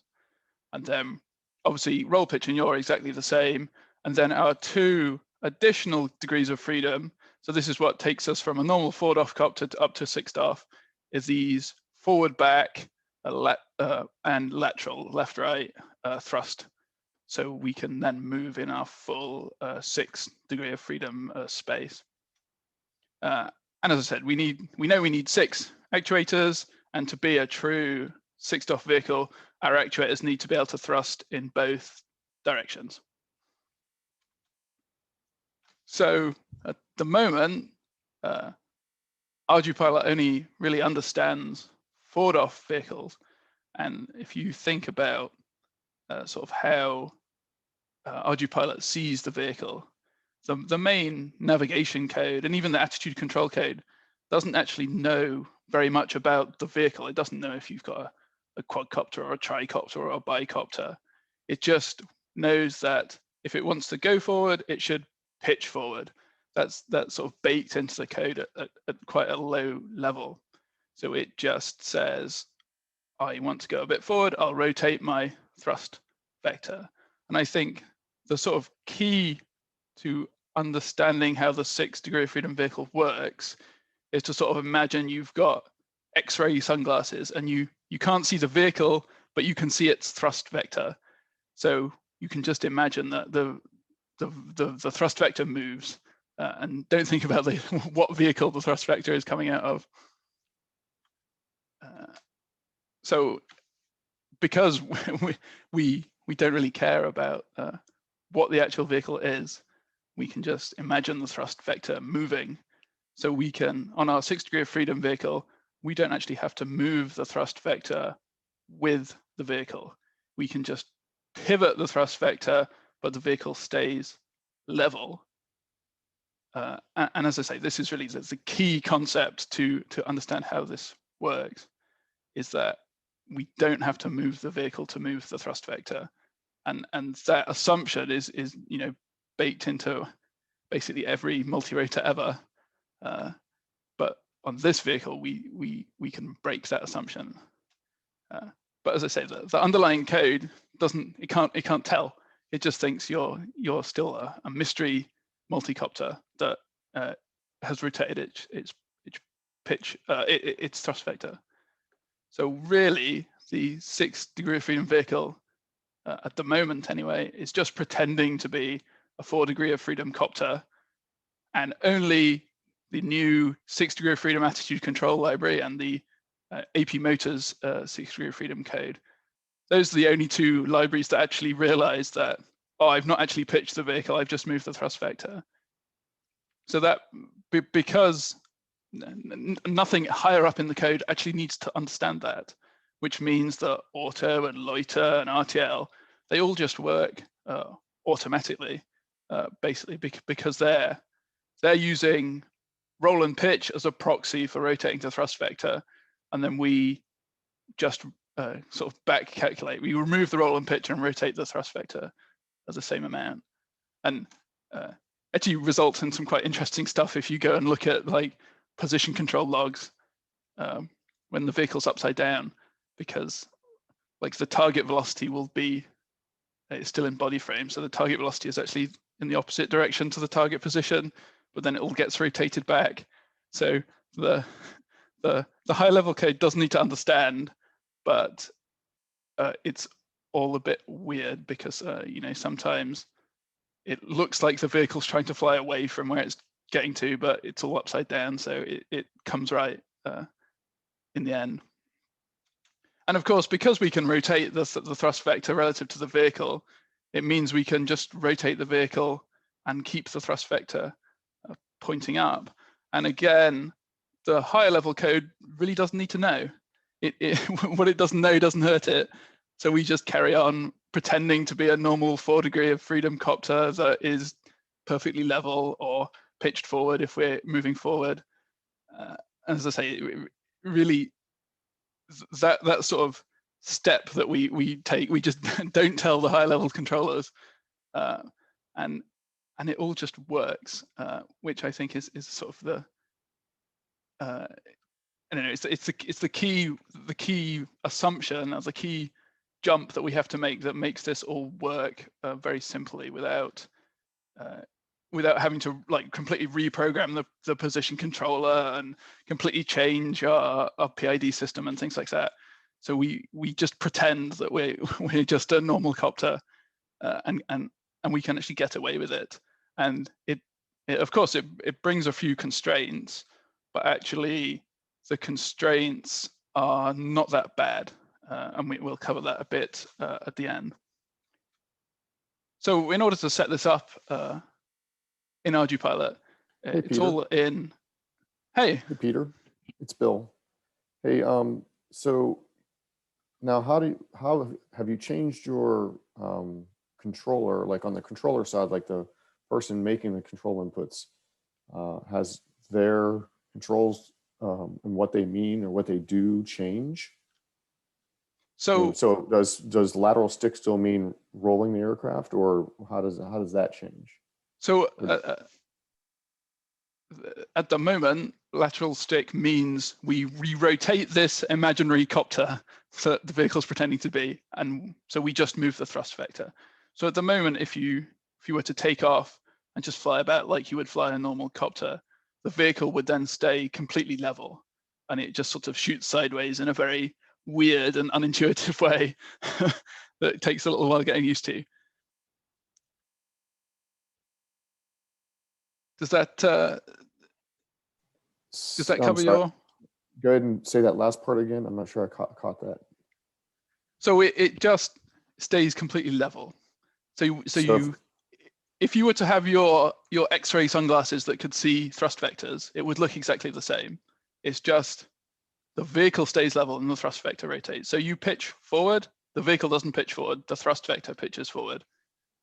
Okay, so now you're basically controlling translational rate with the elevator and aileron sticks. Yeah, exactly right. Okay. And as I say, if you had magic sunglasses that could see thrust vectors, you wouldn't be able to tell the difference.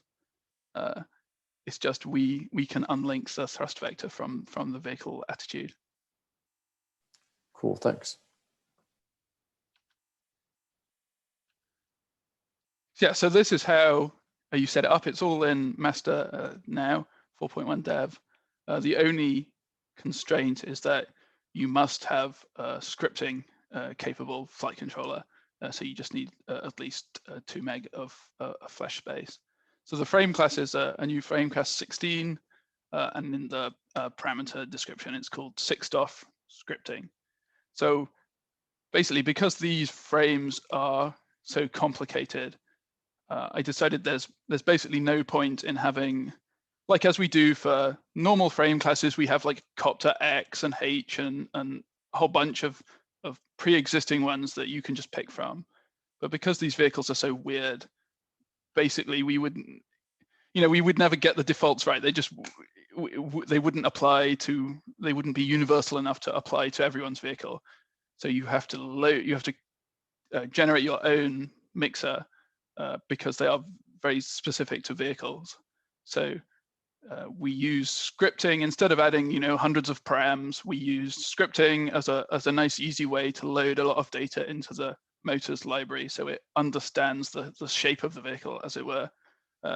So you use this new motor 6DOF add motor command in your Lua script, and this, how many lines is this? 7 lines is what you need to set up the vehicle. So you have a little Lua script, it loads in all this data, then it sets up the motors, and then it goes away. So you don't, the Lua script is literally a init thing. It just sets up the motors and clears off. So we use this function, add motor, and then we've got motor 0, so that's the first motor. And then obviously we go 1 to 5, and brilliantly the motor number is 0 indexed, and then at the end we've got testing order, which is 1 indexed, just to confuse everyone. So in almost all cases you want the motor number and testing order here at the end to match. Except we've obviously got that index offset, but if testing order is a bit of a, that's just like if you go in Mission Planner and go test motor A, that's these numbers at the end of the order. But I think in almost all cases you just want them to match. So that's the sort of setup stuff. And then we've got 6 numbers which sort of define the contributions of this motor to each of our 6 spatial degrees of freedom. So we've got roll, pitch, yaw, throttle, forward, and then right. So that's our attitude factors, and then our sort of direction factors. And then the last bit here is just a Boolean true false. So on my vehicle, all the motors are reversible, so they can thrust in both directions. So that just tells ArduPilot that no throttle is at 1500 PWM instead of 0, or rather 1000 PWM. So you can actually do, if you wanted to, of course I've not tried it, but you could do a combination of reversible and not reversible motors and things like that. And of course, you could just set up a normal quad with this exact mixer. You would just have zeros in the forward and right column. So these last 2 columns would all be zeros. The thrust would all be 1s, and then you'd have your like roll, pitch, and your factors just as you do in the normal AP Motors library. Oh, and it's worth mentioning as well, you can do custom normal frame types in almost this exact way. So it's a slightly different handle, and then you don't give it you just do the angular factors. So if you've got some normal 4 degree of freedom multicopter, you can actually set up the motors with this same, or rather a very similar method. So we tell motors that it has 6 motors and this is the position they're all in. And then we tell it that it should now init, and it should have had 6 motors. So we just tell it to init and make sure it has had 6 motors, so we don't, accidentally forget to load one and then tell it to init. So that is how you sort of set up and you configure your custom frame. And then once you've done that, you can then use a second Lua script to sort of change the attitude of the vehicle. So because ArduPilot does only understand 4 degrees of freedom, there's sort of no way to with normal inputs that ArduPilot understands, there's no way to control these extra 2 degrees of freedom that we have.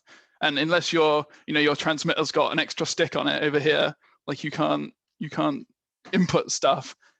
So instead, I went for just making it accessible by a script. So first of all, you can use this set lateral enable and set forward enable. So if you set these both to false, your 6 degree of freedom vehicle changes back to a 4 degree of freedom vehicle. The thrust vector is always up and it rotates the vehicle again. And although it doesn't make much sense for a 6 degree of freedom vehicle, you could, for example, do a 5 degree of freedom vehicle that could, say, hold its pitch level whilst moving forward and backwards. So you would set forward enable to true and lateral enable to false. So you would still have to roll to go sideways, but you could go forwards and backwards while staying level. So you can do, you can sort of drop down from 6 degree of freedom if you want to in a script. And of course you can do this based on like an RC switch, or I'm in auto mode, I want 6 degree of freedom. I'm now in stabilize, I want this other thing. So making it accessible to scripting lets you do lots of clever stuff.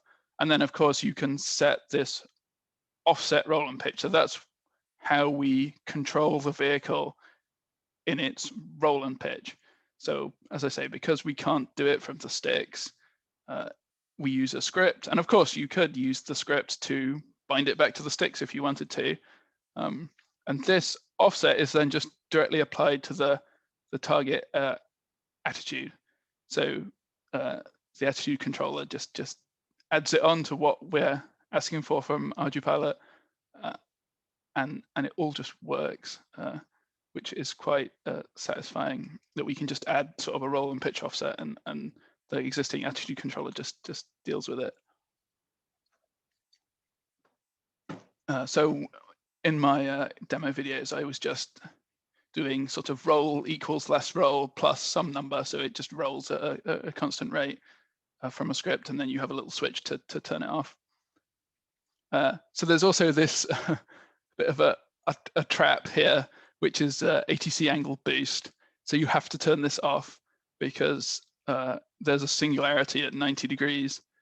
So if you're happily turning your 6 degree of freedom vehicle upside down with angle boost turned on, when you go past 90 degrees, the throttle goes away because there's this singularity in the way that angle boost works.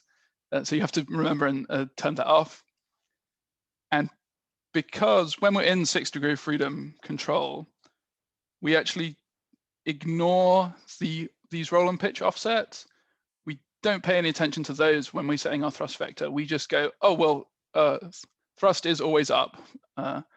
So we rotate it, or rotate the thrust vector such that thrust is always up, which means that in theory, you actually don't need attitude control to be able to fly your 6 degree of freedom vehicle, forwards, backwards, left, right. So it's a bit like those sort of non-statically stable systems. So theoretically, you can turn your roll pitch, your PIDs to 0, and the vehicle will still fly around fine. But of course, in practice, it'll build up quite a big like roll rate or something, and you'll end up spinning really fast. And then the motors can't change direction fast enough, and it'll all go wrong. But it's quite a nice way to just confirm that like all your rotations are correct. So I did this as a sort of a way to test it, and I thought it was quite fun that it even works, that you can actually fly the vehicle with no attitude control. So you saw my big matrix of numbers. So how do we come up with those numbers? So there are a few considerations. So all of the existing ArduPilot mixers don't consider that motor torque and motor thrust might be acting on like more than one axis. Or so on a normal quadcopter, pitch is controlled by a change in thrust only, roll is controlled by a change in thrust only, and yaw is controlled by a torque only. So you don't have to deal with thrust and torque contributing to one axis. So that is a thing that makes it a little bit more complicated. And of course, on a sort of normal vehicle, you can't do roll, pitch, or yaw if you also want to do 0 throttle. You have to pick and choose a bit more. So you might have to, and we actually do this at the moment in the code, which is if you're trying to pitch really hard and you've got a big attitude error, it'll bump up the throttle. And of course, on a 6 degree of freedom vehicle, we don't necessarily have to do that, because we can roll, pitch, and yaw whilst applying no thrust vector if we wanted to.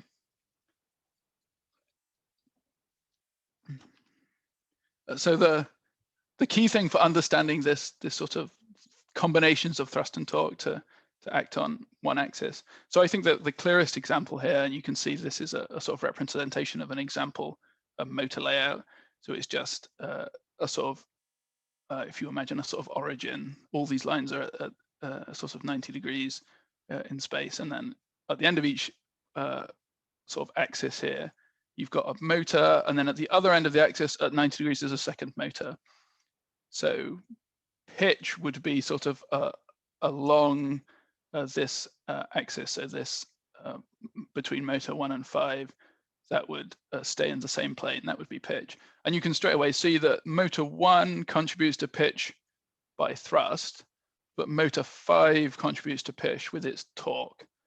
So here the motors are colored for rotation direction, although it doesn't make a huge difference what rotation direction you pick, so long as they're not all the same in this particular layout. Of course, in other motor layouts, it might be quite different.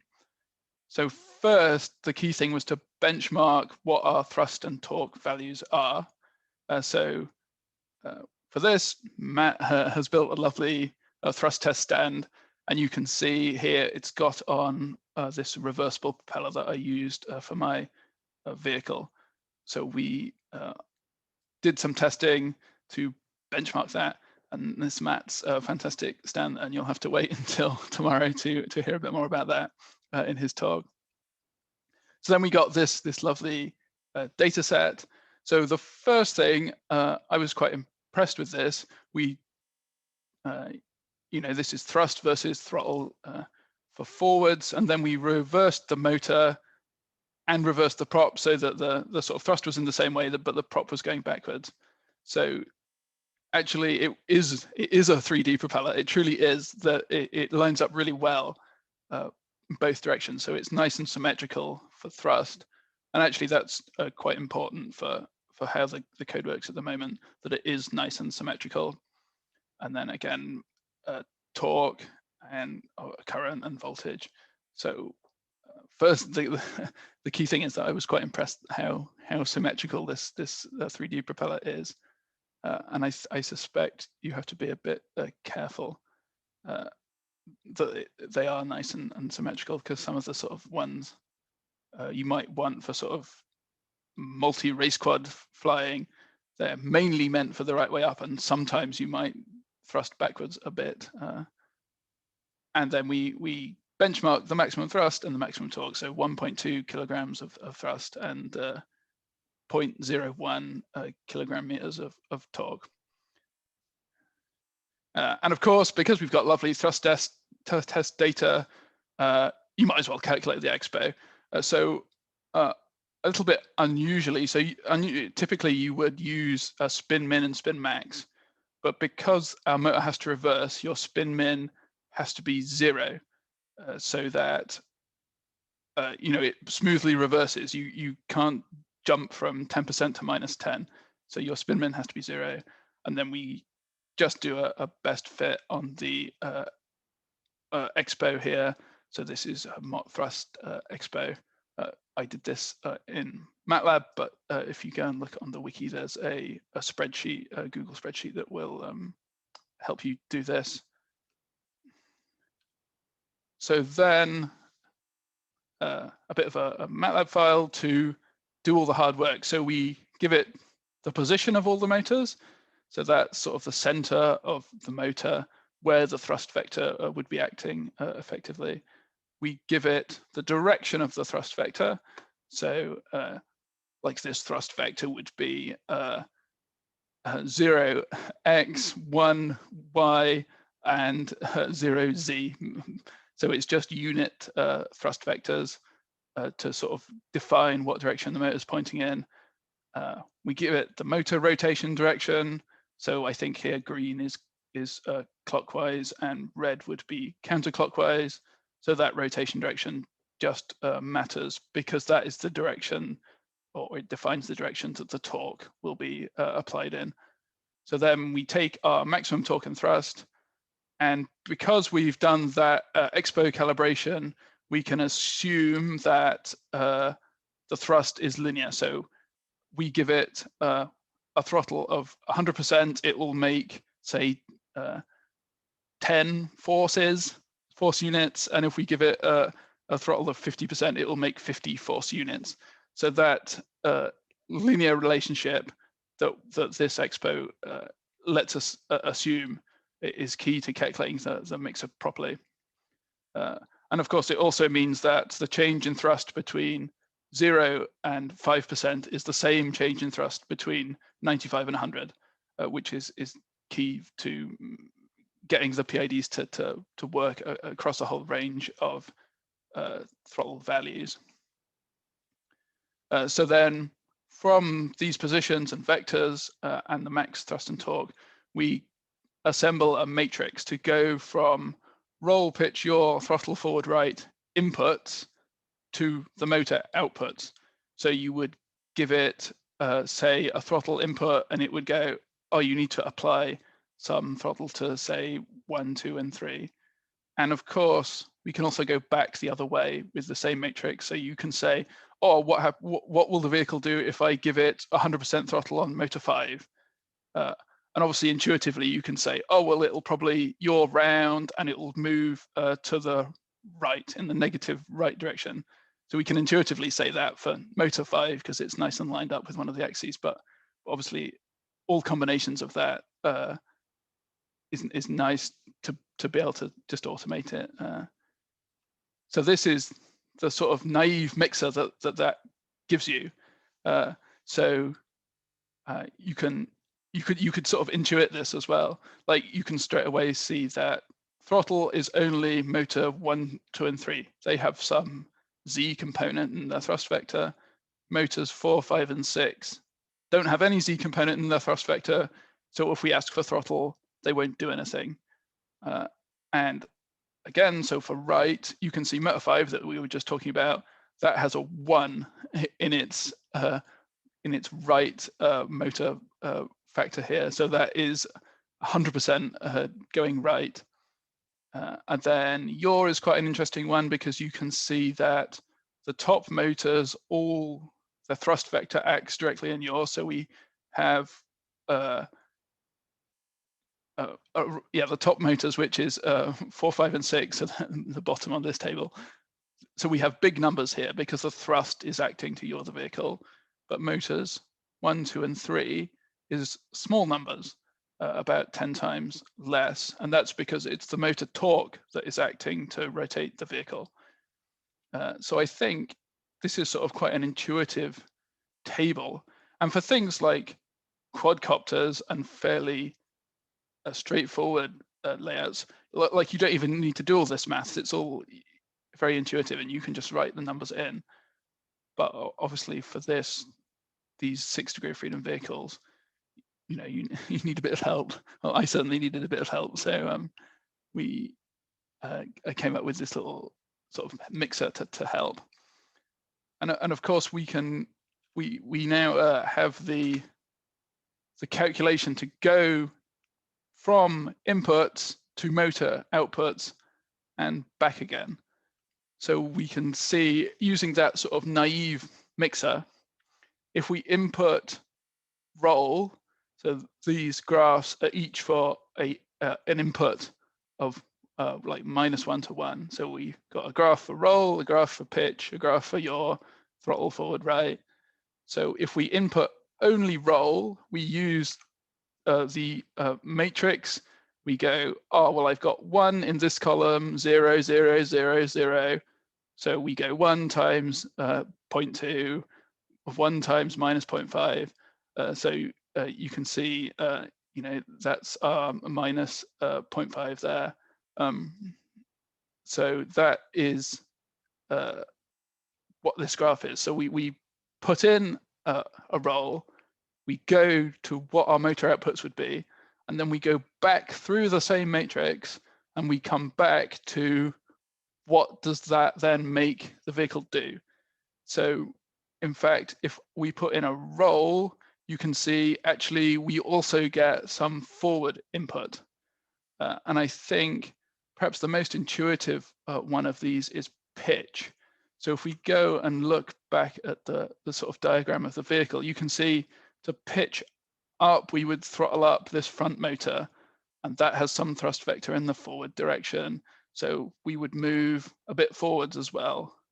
And you can sort of see that for each of these different axes, it's not a very big contribution, but another quite intuitive one, I think, is throttle. So on throttle, we already know we only throttle up these bottom 3 motors. And you can see that we have 2 going in one direction and 1 going in the other direction. So obviously there'll be, if we throttle them all up equally, there'll be a net, or there'll be a torque difference of 1 motor's worth of torque. So we're bound to yaw a little bit when we throttle up. So that's sort of what this graph, or these graphs, represent. And you can see if we put in roll, we get sort of 58% roll and minus 20% forward. So this is all the cross coupling between axes. And of course, because we've now got a nice error function for this problem, basically, we can optimize that. So of course, we've got 6 motors and 6 sort of known values. So you could also just solve the equations. But if I wanted to then do 7 motors, you can't solve the equations anymore. So we've got a nice error function here. So I just used a basic, an optimizer, a particle swarm in this case. So I just use that as the error function, and we go, for roll, I want only a roll output. So basically we bake into the mixer some feed forward between axes. So the mixer understands that if it puts in roll, it should also put in like minus 20% throttle to exactly cancel out that throttle.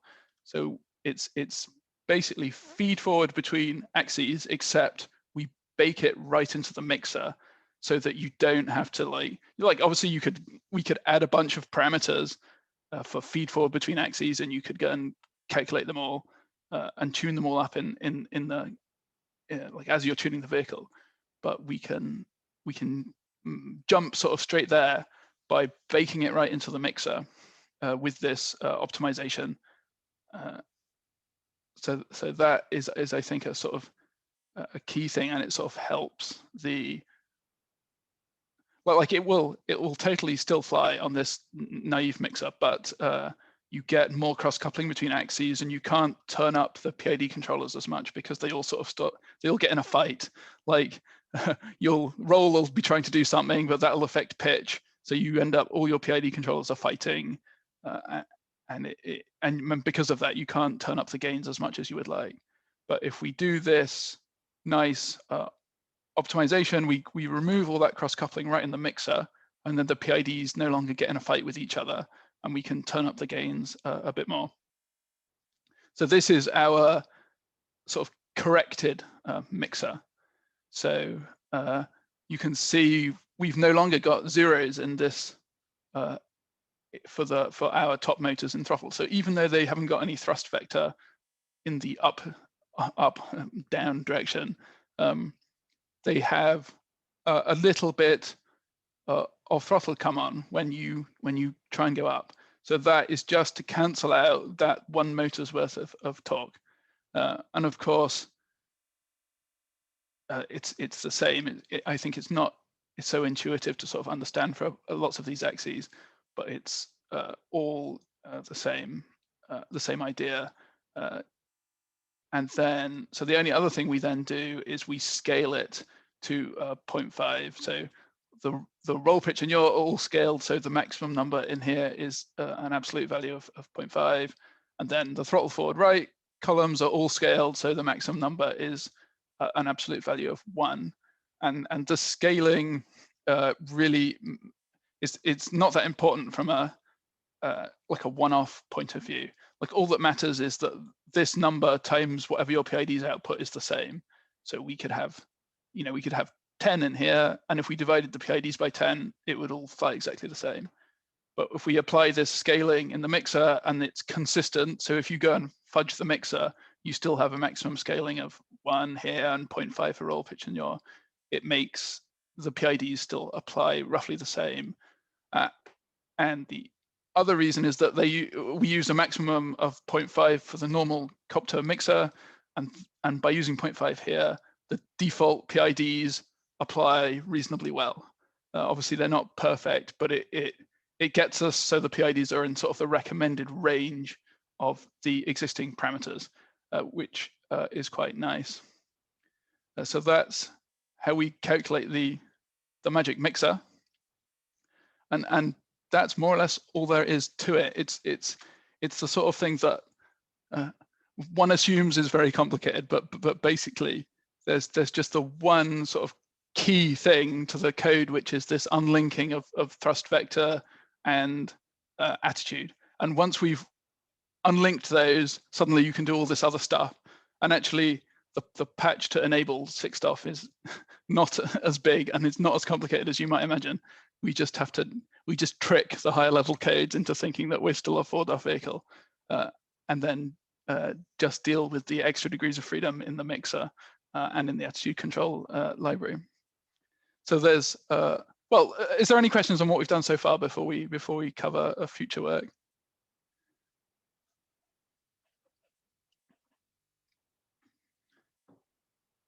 Everyone's baffled. Oh, it's pretty cool. It's pretty cool. It is very cool. Yeah, I hadn't realized that optimization at all when I sort of saw the previous videos and things. That's really fascinating, the way you counteract the effects in the other axes. And that immediately just made me start to think of quad planes. And I now see you've got a photo of a quad plane up there, a very, very old quad plane. So yes, I'm starting to get ahead. Yeah, so go for it. No, go ahead. So obviously you're going to start thinking about, actually doing this extra half axis on a quad plane, and also with tilt rotors and things as well. That also, if we can calculate, could you do that optimization dynamically if you actually change the rotation? So, when we have complex tilt rotors, do that all dynamically? Yeah, sure. We might not necessarily need to. I think we're getting to spoilers for Tim's talk tomorrow, but we'll often for you don't need to do the clever mixer, because all this cross coupling is just like a factor of like either sine or cos of your like tilt angle. So you don't need all this clever stuff, because you know what the values will be, because it's just a sort of one axis rotation. So yeah, future stuff. So actually, I think like proper 6DOF vehicles, very cool, but probably actually not fantastically useful in the real world. So I think, and actually it's quite a bit harder to, like, the 6DOF vehicle is essentially completely unconstrained by like angle limits and things like this. And I think what will be more useful and actually a little bit harder to implement is things like this copter. So I went and found, this is from a DIY drones from 10 years ago or something. It's just a copter +1. So something like this is actually, I think, a little bit harder to deal with, because it does have constraints. Like at some point, for example, you would be at full throttle on your extra forward motor, and you would want to then lean forward a bit to go faster, or this motor isn't reversible. So if you can go forwards perfectly level and use this motor, but if you want to go backwards, you can't use this motor, and then you have to pitch the vehicle. And I think sort of dealing with constraints of actuators that we would get on things like this actually makes this whole code or dealing with it all a whole lot more complicated than the 6DOF vehicle that is just completely unconstrained by that stuff. Like you want roll 180, go for it. We can do that. So I think dealing with these constraints will be quite a bit of extra work, but I think that is really where the benefit of these extra degrees of freedom will be. Like being able to roll and pitch, completely upside down is not that useful, but maybe you want to be able to just translate whilst level, and we get a bit of extra degree of freedom, but not that much, and maybe only in one direction. And of course, what does this vehicle remind you of? 4 motors in one axis and 1 motor in another axis. Oh, it's just a quad plane. So we can potentially use the same stuff with a quad plane, and quad plane has a bit of an attempt at this with its forward throttle gain, but we could take advantage of that a little bit more. So the other thing is, like at the moment, copters assume all your motors are exactly the same size. So you've got this one expo value, and for these fixed off vehicles or things like this quad plane, maybe you would want some big rotors that you do in your normal orientation, but then I want to pitch up a bit, and you have some smaller rotors that you wouldn't use as much, or you might want to mix and match motors sizes a lot more than you would on a normal multi-rotor. So maybe we would need multiple expo values so we can deal with motors of a different size. And you might also want like multiple maximum thrust levels. So for example, you might have a copter that is largely optimized for flying the right way up. So it's got nice efficient propellers for that orientation, but you can also fly upside down if you like. But now your nice efficient propellers are not so efficient because they're optimized for one direction. So you have to deal with them having like asymmetric thrust depending on the rotation direction and things like that. So again, sort of the first 2 things are sort of to better deal with constraints of actuators, so we can use them on more practical vehicles. And again, for more practical vehicles, at the moment, the only vehicle that has flown with this has used 6 reversing motors. And that is quite a big constraint in that you can only get like true 3D propellers in a sort of 5-inch size. And if you go much bigger than that, even if you could get the propeller, suddenly reversing takes too much time because your inertia goes up in your propeller, and you just can't reverse it quickly enough to be able to control the vehicle. So again, actuator constraints, and at the moment it's theoretically possible to do non-reversing motors, but it's never been tested. So better mode support would be another one. So at the moment, for example, if you just switch into acro mode, it just goes, oh, I'm just a normal forward-off copter. So for example, if you're rolling upside down and you switch into acro, bad things will happen. Like you can still fly in acro. It just doesn't understand those extra degrees of freedom in the same way that like stabilize, out, hold, loiter, and the higher modes do. And I think another big hurdle to this work is that although the vehicle can totally do crazy stuff, it's very difficult to control it in an intuitive way.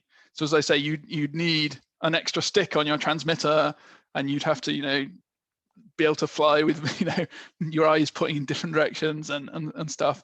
So what we need perhaps is something a bit like copter's drift mode or something, where the extra degrees of freedom are just sort of dealt with in quite an intuitive way. And because we can control them with scripting, we don't have to do that in the main code, so we can prototype that all in scripting and try and sort of take advantage of the extra degrees of freedom that we gain without making it hugely complicated to fly or super difficult to program missions. So I think Peter actually had a good idea in this direction. So for example, we could use the gimbal controller to control the roll and pitch. So for example, you could do like a region of interest and the copter would fly about in the circle or whatever. And then the roll and pitch control would be done a bit like a gimbal. But of course, that only really works if you're in auto modes. Otherwise, the pilot will get very confused. I've taken to flying this my one in simple mode, because then it doesn't. You have to sort of unlearn. It took me quite a few flights to get used to it, to unlearn keeping orientation and go back to like not caring about the orientation of the vehicle, but it makes it a bit easier to fly, and you can't really lose orientation anymore once you've sort of unlearned normal flying. So another enhancement would be true 6DOF position control. So at the moment, like we're still pretending to be a 6DOF copter underneath, a 4DOF copter rather. So for example, the 6DOF vehicle can thrust downwards, so you can do faster than 1G descents if you wanted to, while staying level. And that is something that the higher level, like position control, the Z controller, they just don't understand that. They don't think it's possible. And another one, at the moment, you can only go sideways with the same thrust as you have downwards. And that's just because we're pretending to be this vehicle that is just a 4DOF vehicle with its thrust vector. So in reality, we could go sideways at full throttle whilst descending, but it's not possible to do that the way it is currently. But actually, you know, doing greater than 1G descents and shooting sideways at huge speed, even though the vehicle can do it, is perhaps a bit of an edge case of you know, would people actually use that? And I suspect dealing with that stuff properly we'd then have to do the massive rewrite of position controller that basically our pretending to be a 4DOF vehicle has bypassed. So to sort of do it properly, there would be quite a lot of work there, but whether it brings enough benefit is sort of another question. And then I think something that this could work really well is VTOL stuff and quad planes, because as we saw here, you know, they already have the motors for this. They for the most part, they're already set up for it. And I think a really cool thing that jumps to mind that we could do, so we can now control the vehicle's attitude independent of its position. So a quad plane hovering in the wind, we could now tilt up while staying in the same position to climb. So we can take advantage of the wind and the lift over the wing. So we can tilt the vehicle up, change its attitude without moving backwards to climb. And then we want to descend, so we could tilt the vehicle down and unload the wing to come down. And that's actually something that quad planes struggle with quite a lot. So people will often find it quite hard to land if it's windy because it's got so much wind under the wing. So we could now, you could have a little script that, you know, changes the pitch of the vehicle so that the throttle is always at the same level or something like that. So we can really take advantage of that. And for things like transitions as well, you could now say, I'm going to be 5 degrees pitch up for the whole of my transition. And then you should be able to transition a bit quicker. So things like that, I think. And again, it's not full 6DOF control. Maybe for quad planes, you only need to sort of unlink your attitude from your thrust vector just for like 10 degrees around 0. So you can just do that angle of attack control in the hover. And I think that's where the sort of real benefit of this stuff will come in for many more people than the full 6DOF silly copters flying upside down stuff, even though that isn't great fun. So I think that's basically the conclusion of my 6DOF ramblings. Any more questions? Yeah, the stuff about that you've just been describing about, I mean, quad planes optimizing that wing angle. Len and I have already been discussing that a bit when we were doing some of the ship landing work. We were looking at exactly that and trying to do a bit of a controller in the quad plane code for doing that, because it's one of the big problems at the moment is that it can be that it can be difficult to land, but it also can be that you know, if it tilts down too much, it ends up, you know, you overload the motors, the vertical motors get too hot. So you've got a whole lot of these extra constraints, but the speed of the throttle on the forward motor can be a real problem. If it's a petrol forward motor, it may respond fairly slowly, especially at low throttle levels. And so you have this sort of extra dimension, if you like, with a, you know, you're not as fast in some axes as others. It's very asymmetric. Yeah, I think dealing with these sort of actuator constraints is going to be one of the big hurdles for that stuff. Yeah, indeed. But very worthwhile to try and solve it. One of the, if I had been a little less tardy with my preparation and didn't have to swap with Randy on my talk, I wouldn't, a bit of a spoiler for my talk is that one of the changes that will go into 4.1 is multi will be running off thrust vector plus attitude instead of roll pitch yaw for 4.1. So the attitude controller will take in a target thrust vector and a heading, as opposed to roll pitch yaw, which obviously for you is very easy to extend to thrust vector and roll pitch yaw, or thrust vector and attitude. And so, yeah, it has a lot of big advantages for multi-rotors actually doing it that way because of the paths linking various thrust vector targets, as opposed to using Euler angles to link to specify thrust vectors results in poor paths between those angles, especially when you're starting to get attitude errors, in particular yaw errors in that.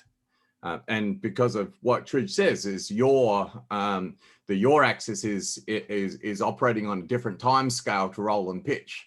So by including a attitude change to link to target thrust vectors using yaw is suboptimal, because you have to wait for yaw to catch up. And so in the attitude controller, we define roll and pitch based on our current yaw, not our target yaw, and even to try and account for that, but it only accounts for it somewhat because of the paths that we attempt to follow.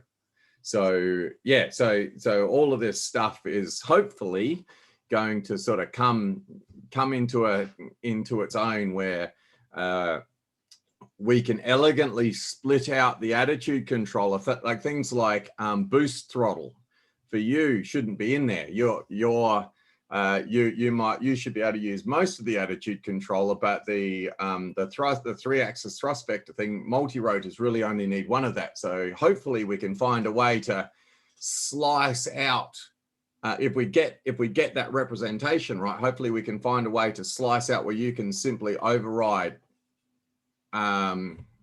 aspects of multi, or I'm not the programmer here, but the way it's structured, we should make it very easy for you to, or for these various vehicles to be accommodated. Things like what you're talking about with the forward facing thrust, for example, you've only got forward facing vectors for quad planes. It shouldn't be too difficult to say if the thrust vector goes past, goes to negative pitch angles, we go to negative pitch angles. If it goes to forward pitch angles, we increase the forward motor and things like that. So I'm going to I hope that there'll be a number of people helping me sort of work out how to do this from a code structural perspective. But the basic architectures of the various controllers are sort of been set up to try and facilitate that step. Hopefully maybe over the next 12 months, but we'll see how all that comes together. No, that sounds great, and we'll be able to sort of remove my. It won't have to pretend to be a 4-dot anymore. We can just use the thrust vector directly. Yeah, there's always going, as you say, there's always going to be the human interface, which is the challenge. We do have 10 fingers, so we could handle 6 maybe, but that most of the controllers don't come with the extra. One of the other things that I thought was interesting about the whole 6-DOF thing is the motor mixer you've used a pretty simple sort of matrix multiplication to work out what's happening, but I assume you haven't sort of went in and done a lot of your saturation effects. No, yeah, haven't dealt with that at all. Axes prioritization. But it's one of those interesting things where with the your 6DOF vehicle, if it loses an actuator and you have simply prioritized the thrust vector over the attitude actuator, like the thrust actuator sum over the attitude actuator sum. So you basically reduce the attitude or change the attitude actuator to ensure you get maximum thrust vector command. If your thrust vector is just pointed vertically, you lose a control of your attitude. It will just rotate, maintaining that vertical thrust vector until that actuator sort of sits at the bottom, like, if you know what I mean. If it's not, yeah, or it just tumbles and it goes zig zig zig zig zig zig zig on the bottom and the rest of the that thrust vector is still just not affected pointing vertically. So yeah, that was one of the other things, like the absolute nightmare to do that thrust prioritization on 6 axes, but it would be an interesting problem to solve.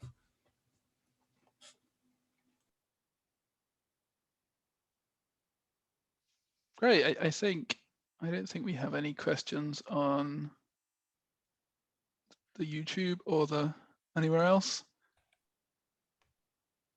One thing I just want to mention was, they do have those 6 degrees of freedom joysticks, right? Where you can actually like pull them up and down. It's like a regular joystick with a roll and pitch, and then it's actually got yaw as well. And then you can it's got a vertical. I've only got a 4 degree of freedom brain though. That's the trouble at the moment. Really looking forward to playing this after having played a lot of a game called Descent, which is a 6DOF game. So looking forward to playing with one of those 6DOF copters with the same control system I used in that game, which is simple keyboard stuff. And I'm looking forward to watching you playing with the 6DOF copter and laughing from the sidelines while I take video. And I'm looking forward to seeing the crash. It does need lasers though for that game. Right. I don't think LiDAR is quite the same. Yep. Oh, good. So this is absolutely fantastic. Thank you very much for the wonderful talk, Pete. Really enjoyed it. And you've got some very complimentary comments there on the from the live stream. And Ian seems particularly keen from MadTech, particularly keen on your vehicle. Oh, so, I mean, we'll have to, he's only down the road. Once we have lockdown, we'll have to go and yeah, the go live demo. Yeah, should definitely do that. Put something up on his YouTube channel. Excellent. So, so that brings us to the close of this evening's talks, and so it's been absolutely a brilliant day, and we've now got the final day of the conference starting tomorrow morning Canberra time, and some of you, for Europeans, might decide you're going to sleep in, and others of you are going to get up early for your talks. And I think, Pete, you might be one of those that needs to get up early, given we've got Tim from Transwing talking at 9 a.m. Canberra time. So my apologies. That was actually a bit of a scheduling stuff up to have you last on the previous evening and being part of the call tomorrow. So my apologies for your sleep patterns over the next few days. Well, no, I'll power nap. Going back to bed for a few hours now. That's the plan. Yep, excellent. So, in the morning we've got a series of great talks lined up. We've got Tim Whitehand on the Transwing, Bill Geyer giving a helicopter update, Leonard giving the infamous or famous S-curves, the final twist. The last talk, and then Michael with a mission planner update, and finally we'll have a few short presentations. Now we will have a bit of extra time at the end of the short presentation, so if anyone wants to give a lightning talk and has something has during the previous talks have inspired you to give like a between a 2-minute and a 5-minute presentation on something, then feel free to put your hand up and let us know, and we'll add you into the schedule. We had lightning talks to great effect in some past years when we had the face-to-face conference, but we didn't really think about them properly for the online. And I think we should think about that. So and add any in if somebody has an idea. So wish you all a very good night and sleep well, and look forward to talking to you all in about 11.5 hours time.